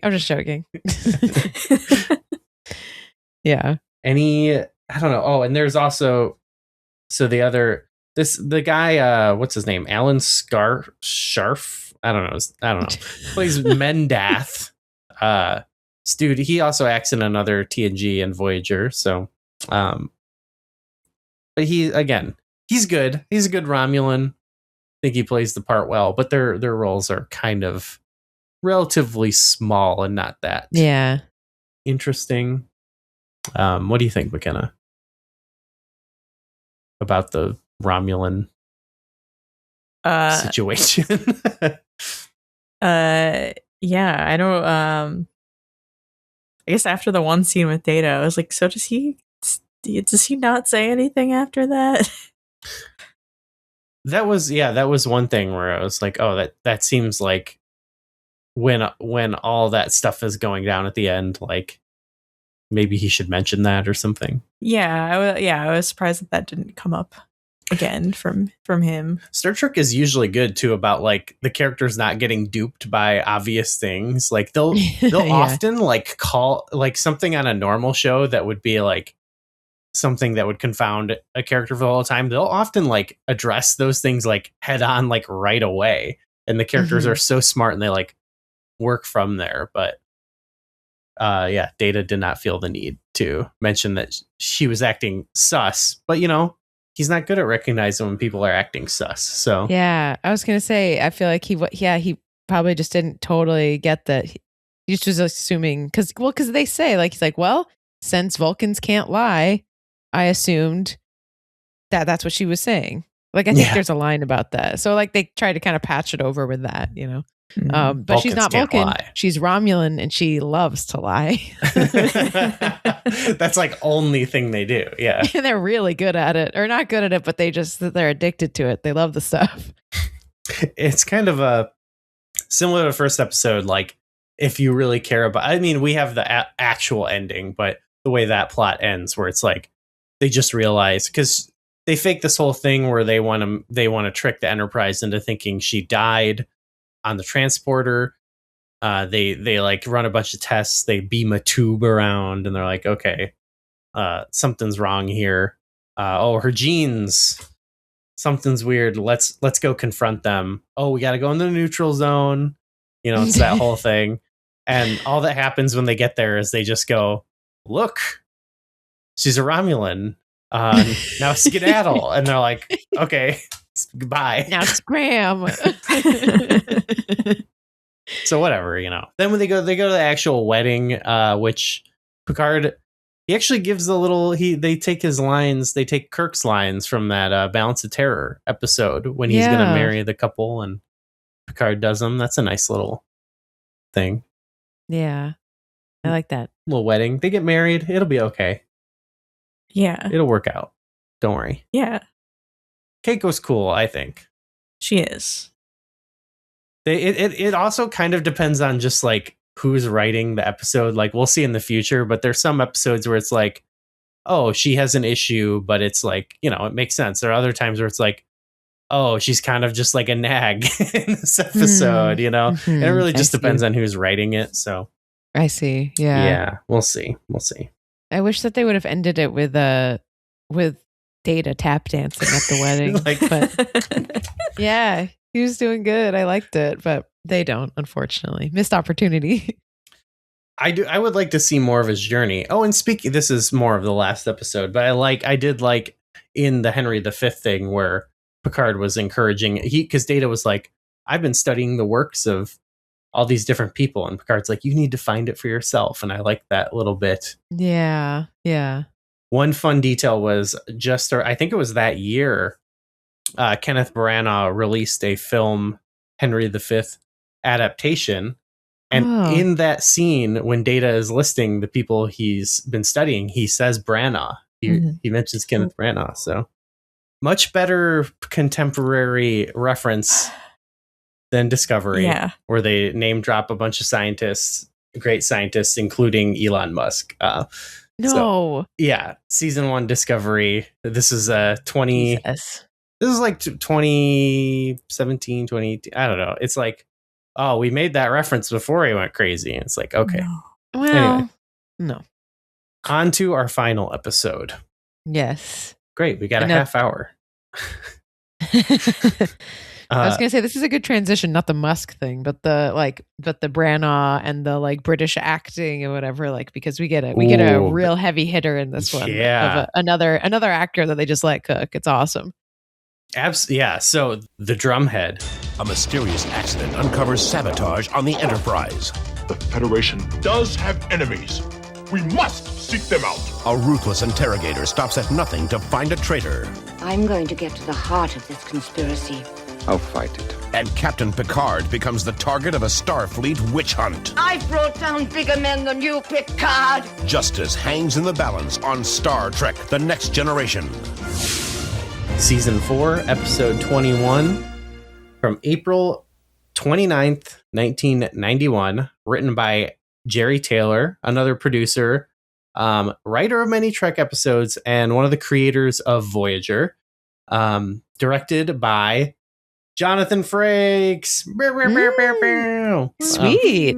He also, we've talked about, he directed The Offspring, the LOL episode, and one episode that we haven't it happened previous to this, but we're going to talk about it in our next Trek log. So we're getting more Frakes. And he's directed a ton of Star Trek. He's one of the best directors of Star Trek. Man, honestly. that's so awesome because he's like also just great in the show, but like that's so sick that he's such a good director. Because like this episode was really good too. He gets it, yeah. So he gets it, man. He gets it. Memory Alpha recap. An overzealous Starfleet admiral begins a witch hunt aboard the Enterprise, determined to find a conspiracy, and eventually accuses Captain Picard of treason. Dun dun dun. So this was the one that was conceived of as a bottle episode, which is in that it's a type of episode where they reuse everything and like basically to keep their expenses low. Like no special effects, no new aliens or space. There are some new characters with costumes and some prosthetics, but overall, like we're reusing like all sets and stuff like that to keep cost budgets low because they kind of have an overall season budget to make these shows. So some of these episodes, you're like, oh shit. So that's the budget one. So that's why they got that one on sale. This episode is just a lot of people talking. We even see like the big kind of like the interrogation room. This is that was repurposed actually from the Defector episode, like when they're talking to him. So right. I noticed. Granted, they reuse sets a lot and stuff anyway, but this is literally like every scene is just people chatting basically. Yeah, I mean, I loved it. As I was watching it, I was like, that's they really leaned into making this like that's what this episode is about. It's about like espionage and trust and like maybe not trust, but just like a witch hunt. It was cool. I didn't think they needed any special effects. Yeah. What did you think, McKenna? This one was this one was solid. As soon as that what's her name? The Admiral? Sati. Yeah. As soon as she came in, I was like, oh man, this is gonna be like she's gonna deliver. Yes. Yeah. She has a presence. Yeah. And Nora Sati, played by Gene Simmons, not that Gene Simmons, a different Gene Simmons. She's an Academy Award nominated actress. She goes back to even the 1940s. It was like she was acting. She has that very like classic film accent. Totally. She brings that like gravitas to the role, I think too. Yeah, I love that kind of. I love this type of an actor is like really fun to watch, and it was fun to watch her with her and Picard. Those were just you could just tell they were on the same. They were from the same school. What I mean? Like someone who could hang with Patrick Stewart. Yeah, like she was like acting at his level or like on him, and it was awesome to watch. It was really fun. So there's sort of there's this whole, I guess to kick it off, like there's this Klingon dude, Jadan, played by Henry Warnitz. It's one of those CZ names. Can't pronounce that. This he's been in a couple of Voyager episodes. Jadan, he's this Klingon guy who is doing some sketchy stuff, basically. And it's kind of interesting because it's like one of those things where it's like you think like the story is going to be about this guy and this one thing, but he kind of gets thwarted right away. Yeah. He starts talking about how, you know, Klingon blood has gotten weak and like we need to rise up and go back to war. And they kind of stop him, and they think, but at the same time, there's like this explosion or whatever in engineering, and they think these two things are related. So, they call in Nora Satie here to investigate and try to help figure out if there's like some type of greater conspiracy going on. Mm-hmm. And she's the perfect person to call because she helped get to the bottom of the bug conspiracy from whatever the episode Conspiracy.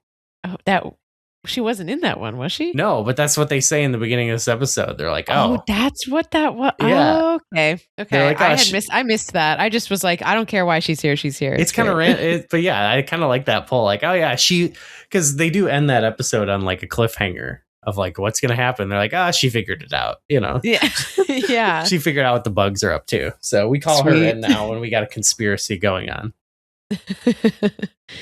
So they start investigating all these people or whatever, and she's got this guy.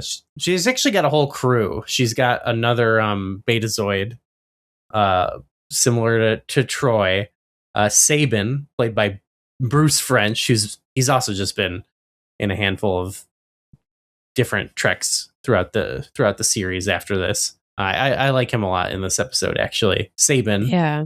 And then she's got like an assistant who's just kind of like taking notes. I didn't write down that person's name, but I like that character. It's just kind of like following her around, taking notes. And yeah, she's got like an entourage.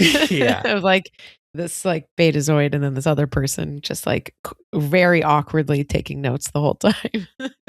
They start interviewing everyone, including Worf, and Worf ends up kind of having a big role of this. I like that the guy Jadan, he's kind of at first thinking like, hey Worf, you want to help me get off of here? He's like those guys in Heart of Glory who are like, you're Klingon, you'll help us out, right?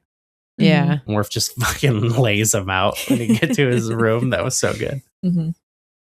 But they eventually kind of put their sights on this guy Simon Tarsus, played by Spencer Garrett, who also shows up in Voyager. This guy, he's the guy who was basically works in the what do you call it, sick bay? Sick bay. Yeah. He's like a nurse, kind of. He's a nurse, and he was giving Jadan like some shots that he had to get regularly for something. Mm-hmm. And the thing, some device Jadan used. Oh, actually, this is kind of an interesting device. It's like it can transfer data via like injection. Like you inject code into your body, basically. That was so sick. I was like, what? We're just going to gloss over this like totally crazy technology. I just loved that. I mean, that could be like the conceit of a whole story, a movie or something. Where it's like it transfers computer information into biological sequencing, and then your blood becomes the code. It's like so cool. It's awesome. It makes me think of Johnny Mnemonic a little bit, where they put stuff in their brains. But yeah, or like those like nano robots that people were like into for a while. Like, oh, we can just put nano robots in our body, and everything will be fine. There is a nanobots episode we should do sometime. Anyway, Simon Tarsus, he's getting interrogated, and we've got Sabin there, the Betazoid, who's kind of helping her, and Simon's like super shook, while they're talking to him. Mm-hmm. And so yeah, like they're basically acting on his sort of Betazoid intuition, like that he's lying or he's concealing something. Like that we have to investigate him more. And I think Worf, to what you were saying, McKenna, you're talking about how he's insecure. I think it's great, the most manifested in this episode, because Worf really takes up the cause of helping like investigate this. I think not only because he's Klingon and Jadan's there, but also because he's head of security, and this was a big security sort of issue. So he really throws himself into it. So what did you sort of think of the investigation and Worf's part of it and everything? Yeah, I think Worf is very committed to his job. So I think no matter what, this is something he throws himself into. You kind of start off the episode with Jadan bringing up his father and the Romulan connection there. So I think immediately he's like, I gotta figure this out. And this is one where we see post his discommodation, like where he's interacting with a Klingon. I don't know if we've seen that before, but I like when he's like, your name is not spoken on our planet. It was like, fuck, dude. I know that was rough. That was hard to hear. And then he's talking to the Betazoid, who is like, I wasn't sure if we were going to be able to trust you, but you seem trustworthy. So we're going to work together. And I think that should be red flag number 1. Like, they don't trust Worf. Red flag. Sorry, I didn't mean to cut you. Yeah, but then he kind of, seeing how the later part of the episode goes, I think that was, now it's like, oh, that was probably just like a tactic so that to get Worf to trust him. Yeah, they were like buttering him up. Yeah, which the Admiral does to Picard. Yeah. She's like, I think we're gonna be good partners. Yeah, she's like, at first I didn't trust you. She says the same thing. Yeah. Or not, I trust you, but I didn't want to work alongside someone like that. You get in the way. Yeah. Yeah. Wow, that's good. That's good. Big brain. I was going to say that's some McKenna big brain, classic McKenna big brain right there.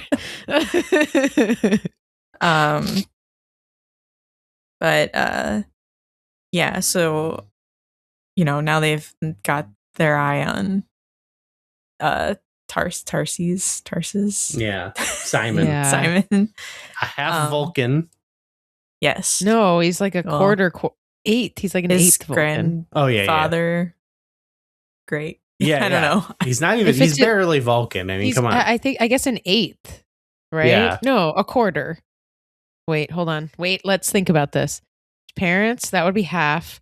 So yeah, a quarter Vulcan. Or yeah, a quarter. Quarter Vulcan. Yeah. And he grew up on Mars. Pretty cool. Yeah. So they get really invested in, based on his intuition, right? That they should really look into him. Like they sort of kind of just, there's like lines they kind of keep subtly cross, not even subtly, they keep kind of crossing, like implying that he might be guilty, like guilty before proven innocent type situation. Yeah. I mean, I was really like taken with this Betazoid guy because like I don't remember a lot of other Betazoid stuff happening. Like, I mean, we've definitely watched some with Troy. Okay, I mean, like Troy, we know very well, of course, but like have we watched other ones that have like really delved into Betazoid stuff? There have been. We have not watched them, but we will for sure. We will, because like, sure. I mean, I even I was always like, I never have commented on the fact that she has completely black eyes because I was like, I don't want to be weird and say that if that's. But then I looked it up and I was like, okay, no, they all have black eyes. That's by design, because it is this like subtle thing that like is just a little bit weird, but like I don't know, I've known people with very, very dark eyes that you like, I don't know, it's a weird, subtle choice that I really like. And one if there is a missed opportunity, if there's a misstep, or not a misstep, but I think a missed opportunity would have been having Troy in this episode. I don't think she's in it at all. And like having some scenes with like her and this other guy, or like her intuition, like having her being another part of it, I think would have been really interesting. I don't know how they would have done it because there was already so much going on. And I really liked having Gene Simmons really shining. So, you know, no Rocking more and rolling all night. We don't want any we don't want anyone taking away from Gene Simmons here, but I thought that the Betazoid of it all was really interesting. It made me think differently of Counselor Troy because, you know, I realized the kind of power that she has more than like I had really given credit for, because she's so gentle. And that it could be really used for evil, you know? And beyond, like, I think she's a great character. Like, oftentimes when people are confiding in her, like as a counselor, I usually think she does great, but she often is made fun of as a character for a lot of scenes because it will be like she's doing what Saban's doing, but it's like they'll be talking to like a grimacing Romulan, and then they cut the feed, and she's like, he's really angry, you know, and you're like, okay, thanks. He's hiding something. Like, okay. It's true. But I like that it made Picard rethink that too, you know, where he's like, she's like, you wouldn't act based on, or you've acted, you know, based on things she's told you. And he's like, yeah, but maybe I need to reconsider. Maybe I shouldn't. Yeah. I mean, they still use her that way, but yeah, it is interesting. It's a really like I kind of wanted them to like dig into the Betazoid of it all a little bit more, like in future episodes or something, because it feels like it's pretty fertile ground to till in terms of like storytelling and like especially like who can you trust and like, you know, the gut feeling of it all, as Data would say, the guts. We'll definitely do some. I wonder what you'll think. I'm excited about that, but I'm curious how you'll react. But yeah, so they go really ham on investigating him, even though Data and Geordi kind of determined that there was just like a manufacturer defect on the warp core, whatever blew up, and they're like, yeah, this probably wasn't sabotage at all, and Jadan was just acting alone. Possibly, but there's no reason really to keep investigating this guy. He was just hiding something, but they have nothing to like implicate him on this. But they're like, no, we're gonna put him in front of people, and we're gonna shine a light on him, and we're gonna make him squirm. There were so many like cruel investigatory tactics that they did that I really thought was like, I mean, it was really engaging to watch and like fucked up. They like, you know, they did this investigation or this interrogation in front of everyone, like an open interrogation. They lied to him, which is like another thing that police officers can do and do all the time, is they just like lie and say like, oh, your friend confessed, like we have all this evidence against you, we know you did it, and like it's just not true, they don't have anything. And that's exactly what they did here to this poor guy. And we find out that he did lie on his application or his background information, and he's not a quarter Vulcan. He's actually, dun dun dun, a quarter Romulan. Yeah. And that becomes like the problem for him, because it's like it's going to ruin his career and like get him in trouble because like he lied about being a quarter Romulan. And there's a lot of really interesting things about that. So there's a lot to unpack there, I think. But the Romulan stuff also was just interesting from the perspective of like, so there are Romulans that have like had relationships with other, like with humans. Yeah. Not just like clearly they've mated, but also like it brings this question of like, did he know his grandpa? You know, like there's kind of these questions that also arise that are not revealed. But yeah, there's just so much interesting stuff going on with this guy. Yeah, what do you think about? Particularly, they have the scene where that Adriel was talking about. Where they put Riker sort of his lawyer. We got Riker back in the lawyer seat, but yeah, what do you think about Simon and this reveal in this scene? Yeah, it's one of those things where you're like, where it's like, well, why did he feel the need to lie about it? Mm-hmm. Like it's something that reflects more on the Federation than on him. Yeah, and I guess this the conversation with Picard happens. He talks to Picard after that. After this, yeah, because because in this scene he says that's such an intense moment. They like where they ask him that question and like that his acting is so good, but then like it's just that little thing where like Riker like leaps up and he goes up to him and he's like starts like whisper in his ear or whatever. It's like that gives it this like, oh fuck, like what's going on, and where he's like, I'm not going to answer that question because it'll incriminate me. Which is such a bad answer. It's like I plead the fifth. Yeah, but that's like that's all he can do at that moment. It's like, well, they're going to use that against him. Yeah. But yeah, then when he talks to Picard, he just straight up says like, yeah, I lied on my thing. Yeah, and he's just so he explains his background and how much he wanted to be in Starfleet. And so yeah, and they talk about they kind of talk about the same tree at Starfleet Academy and everything, and you're like, he's such a little sweetie, this character. He's a sweet little guy.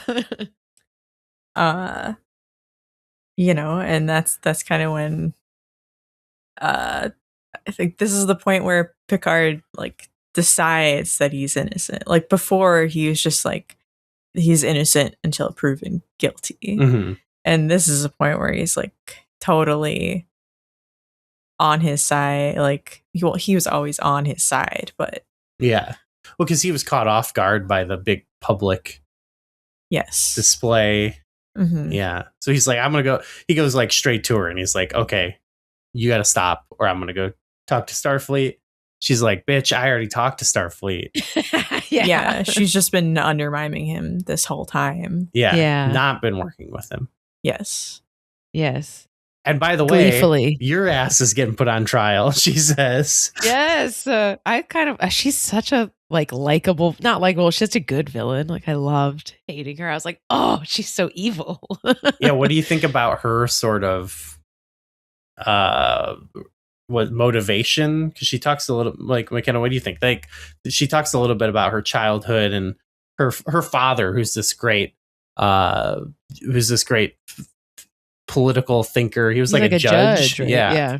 So they like Picard even talks about like I studied his rulings and stuff. She would talk about how she'd have to debate her brothers like at the the table. So what do you think? What do you think is her? What's up with her taking this too far? Like what's the character sort of motivation here? Do you think? I mean, she definitely feels like someone who constantly needs to live up to her father's expectations of her, and she's always defeating her siblings in her debates. So it definitely feels like she wants to carry this forward. Like she wants to be. She's more concerned with her. With winning than finding what's true. Even if she doesn't want to be embarrassed. She doesn't want someone else to defeat her. It's like more of a battle for her than it is about finding truth and justice.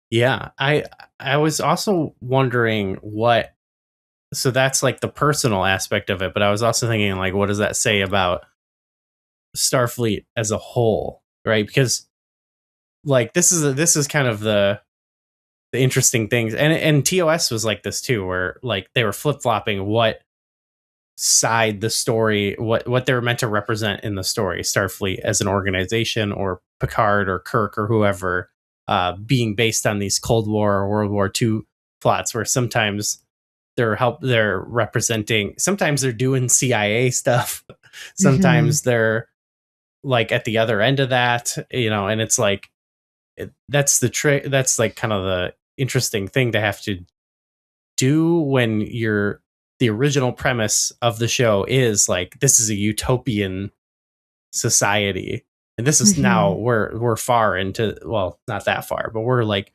well into this show where it's like we're starting to play with that and like show like this is not just like a perfect society, like things can go astray, basically. I don't know. Adriel, what do you think about that, actually?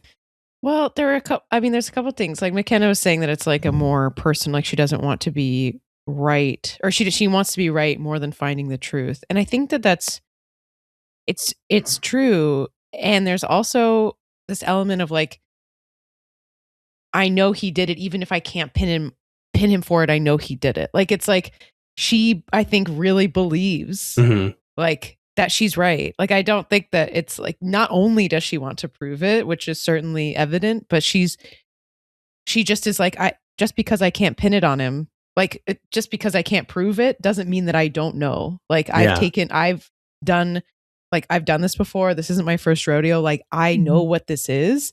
And like, how dare you question my judgment based on like who I am and what I've done.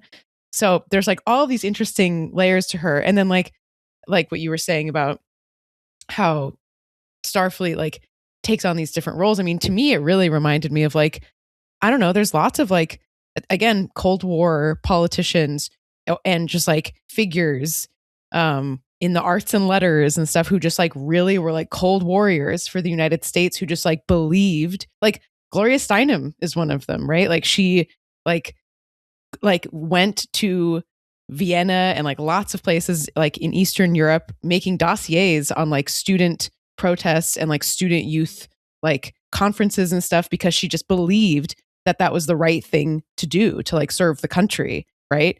So like that's kind of who this person kind of reminds me of, right? Is she's just like I don't care, like the ends justify the means, like you have to break a few eggs to make an omelet, and she just felt like someone who was so like so embedded in this like her idea of like what Starfleet is, and like maybe that is what Starfleet is, I'm not really sure, but like her idea of this was like it's okay to like cut corners a little bit, or it's okay to like like make assumptions about this guy and put him on trial, like because we know that like the greater good will be better for it. So she's an interesting character on a lot of levels, not just her own personal like arc, but also I think what she represents politically too, I think too, it all comes to a head from, well, there's a couple things where I feel like this maybe isn't something that's implicit in this episode that they're really going for, but I do feel like coming off the bug conspiracy a few years before that, like a lot of high-ranking officials died in that. And I can imagine how, like, if you were hands-on dealing with that, like that would freak you out. But then Picard is kind of this ultimate figure for her to go against, as like trying to represent like protecting Starfleet at all costs, because she brings up his record in his scenes and talk about all the times he went against Starfleet or against like a directive because he felt like he was upholding this greater value that they supposedly stand for. And on top of that, the Borg stuff, this is an episode where we actually get, how many people do they say died? 11,000. 11,000 people died. Yeah. So that is another like almost traumatic incident to go through. And Picard was like kind of the face of that as Locutus. So I could see like why maybe she views him as like not only personally challenged like her and like what she went through, but like this actual, like I could sort of see how she could work it into her head like that. Oh, maybe this guy is an enemy of Starfleet, but I don't. An enemy of the state. And this interrogation, this is the ultimate. This is some Picard, Patrick Stewart shit. This final interrogation scene of him. What do you think about it, McKenna? It goes so hard. Some great. It does. I think there's some awesome shots in that scene that I think I read some quote, like I forgot where you said they came from, but Frakes was like, yeah, I totally yanked these shots from epic court dramas, things like that. So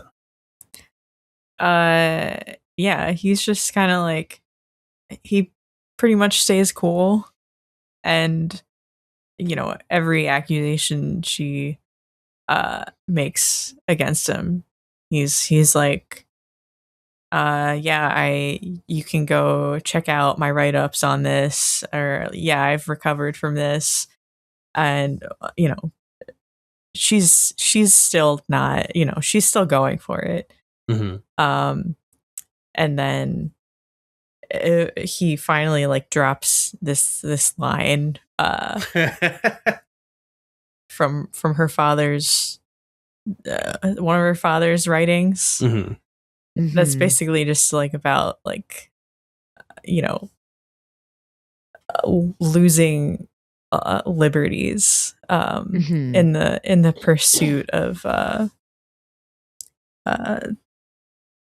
security. Security, safety. That's a little ahead of its time. Just losing like a single one, it means we've already we're already harmed just by a single one. And she gets very upset by this, and that she has sets her off. This just outburst. She crashes out. Yeah, she's crashing out for sure. This was my favorite part of the episode. I was like, go off. Like, you never get to see like old ladies like going like that. She's like, how dare you? I will end you. It's so good. She's like shaking. She's like acting her face off. It's so awesome. There's this lady, I was like, yes. There's this admiral who's come to like watch this, who has no lines in the episode. He's just sitting there like this. And when she starts crashing out, he just gets up and walks out of the room. I know. He's not even so like damning. It's so good. Yeah. He's not even like, this is done. He's just like, I'm leaving. Yeah, he's like, I've had enough. I've seen enough. I gotta go. Like, this lady is going off and just be like, how dare you speak my father's name? You sully my father's legacy. Do not invoke him. So crazy. So awesome. Yeah, like this is where you see that she's like purely like emotionally motivated. Like she's not going off of logic here. Yeah. And this is just like nothing else she said is credible anymore. It's a little over the top, maybe. I disagree. I think it was just at the top, but it peaked. Okay. I think it was peak, but I will say that I think that the thing that betrays this episode a little bit, just in terms of the whole writing and the message, is that like, obviously, well, not obvious.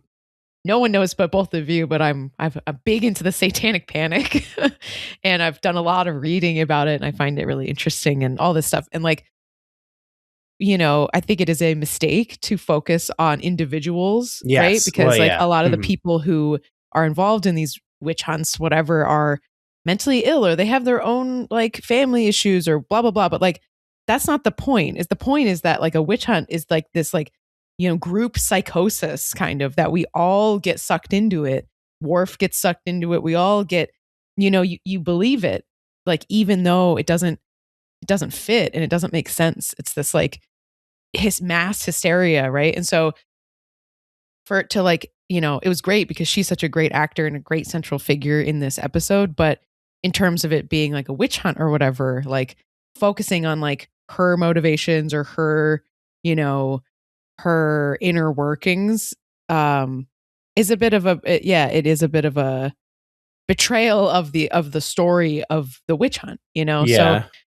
So that in that way I feel like it was a little over the top, but I did like love her so much that I didn't care. It makes for a better like TV story that you can cram into 45 minutes or whatever to an hour. For sure.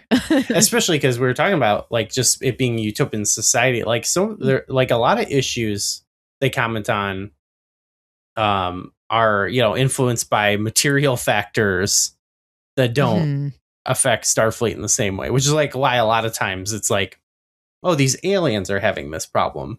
But you know, they often are trying to do like, you know, so I mean, it's interesting. Like, I don't know.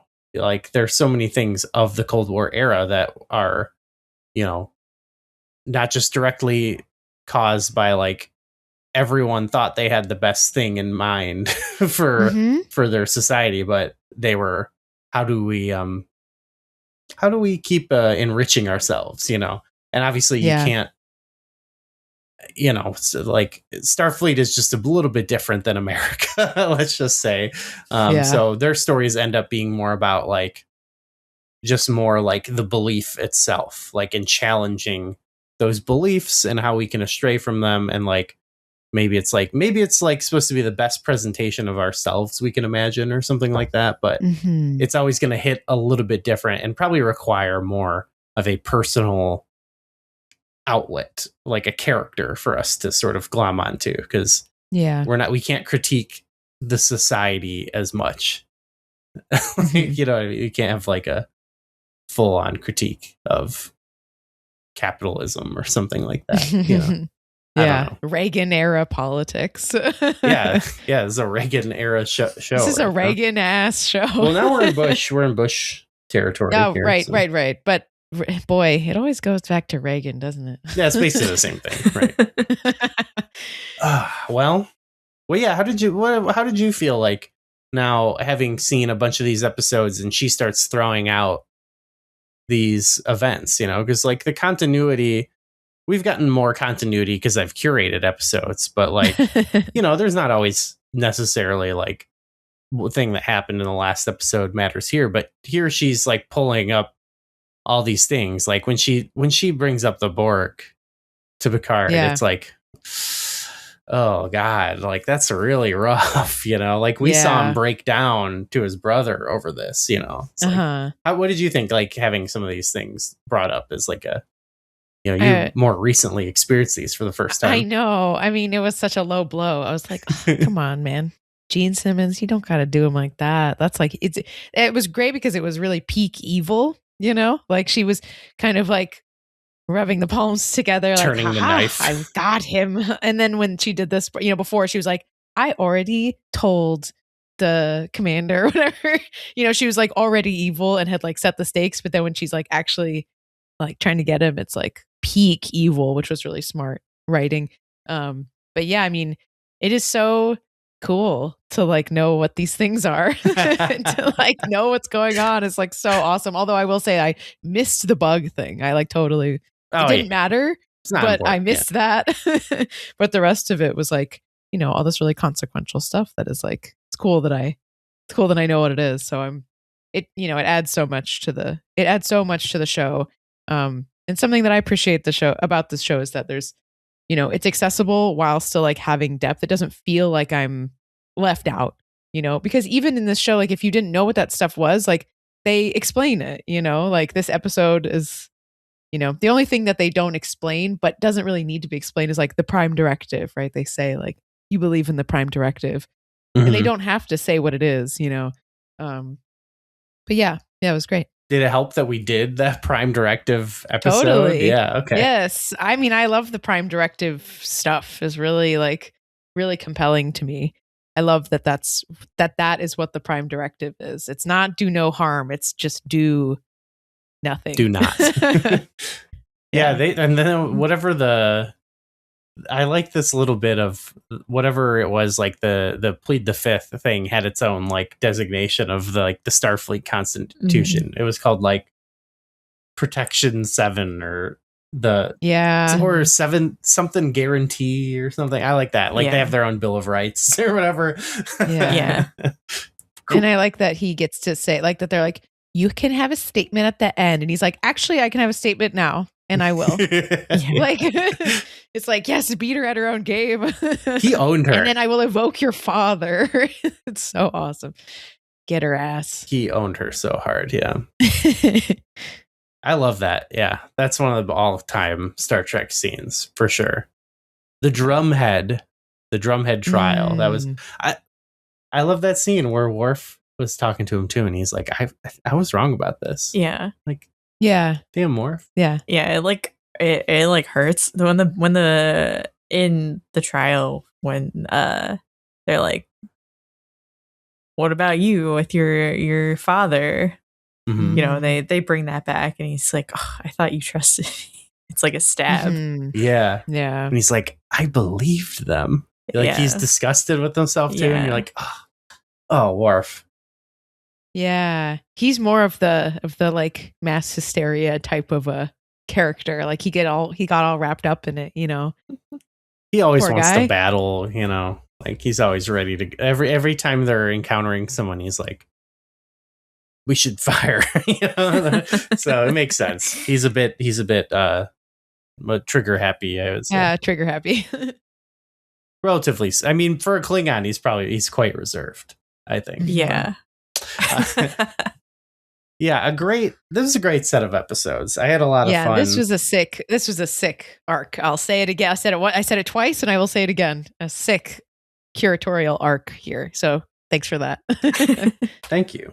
You know, our next set of episodes will also you'll like this. I kind of mispromised you before that these were going to be about Worf, and they weren't, but then they kind of were. Yeah, they were. But I'll tell you, these will play off of it's a Worf set. We're doing more Nice. Worf. So hell yeah. Yeah, I think that's going to be really exciting. Yeah, these ones were Worf forward, and the next one will be Worf centered. Yes, yeah, exactly. Yeah, I won't say any more. Just sweet. People stick around for more Trek logs. McKenna, anything else before we get out of here? No. Okay. Just want to make sure. I don't want to leave anything left unsaid, even though we could talk about these for hours. Adriel, how about you? This is your chance to give your statement like Picard did at the end of the trial. Yeah, give us an epic speech. Just quote, just like fill this in with what Picard says. When the first link of... With the first link, the chain is forged. The first speech censured, the first thought forbidden, the first freedom denied, chains us all irrevocably. I thought his thing was going to be about it reminded me of the little monologue in A Christmas Carol where Jacob Marley is like, I forged this chain in life, link by link, yard by yard. That's what I thought he was going to do, but it wasn't that. It wasn't that. Dude, Patrick Stewart has done... You can watch one-man shows of him doing Christmas Carol if you're interested in that. And I will. That will be my my holiday treat this year. They did a made-for-TV movie, Christmas Carol, with him too. That's really good. Anyway, let's get out of here. All right. Well, Merry Christmas. Goodbye.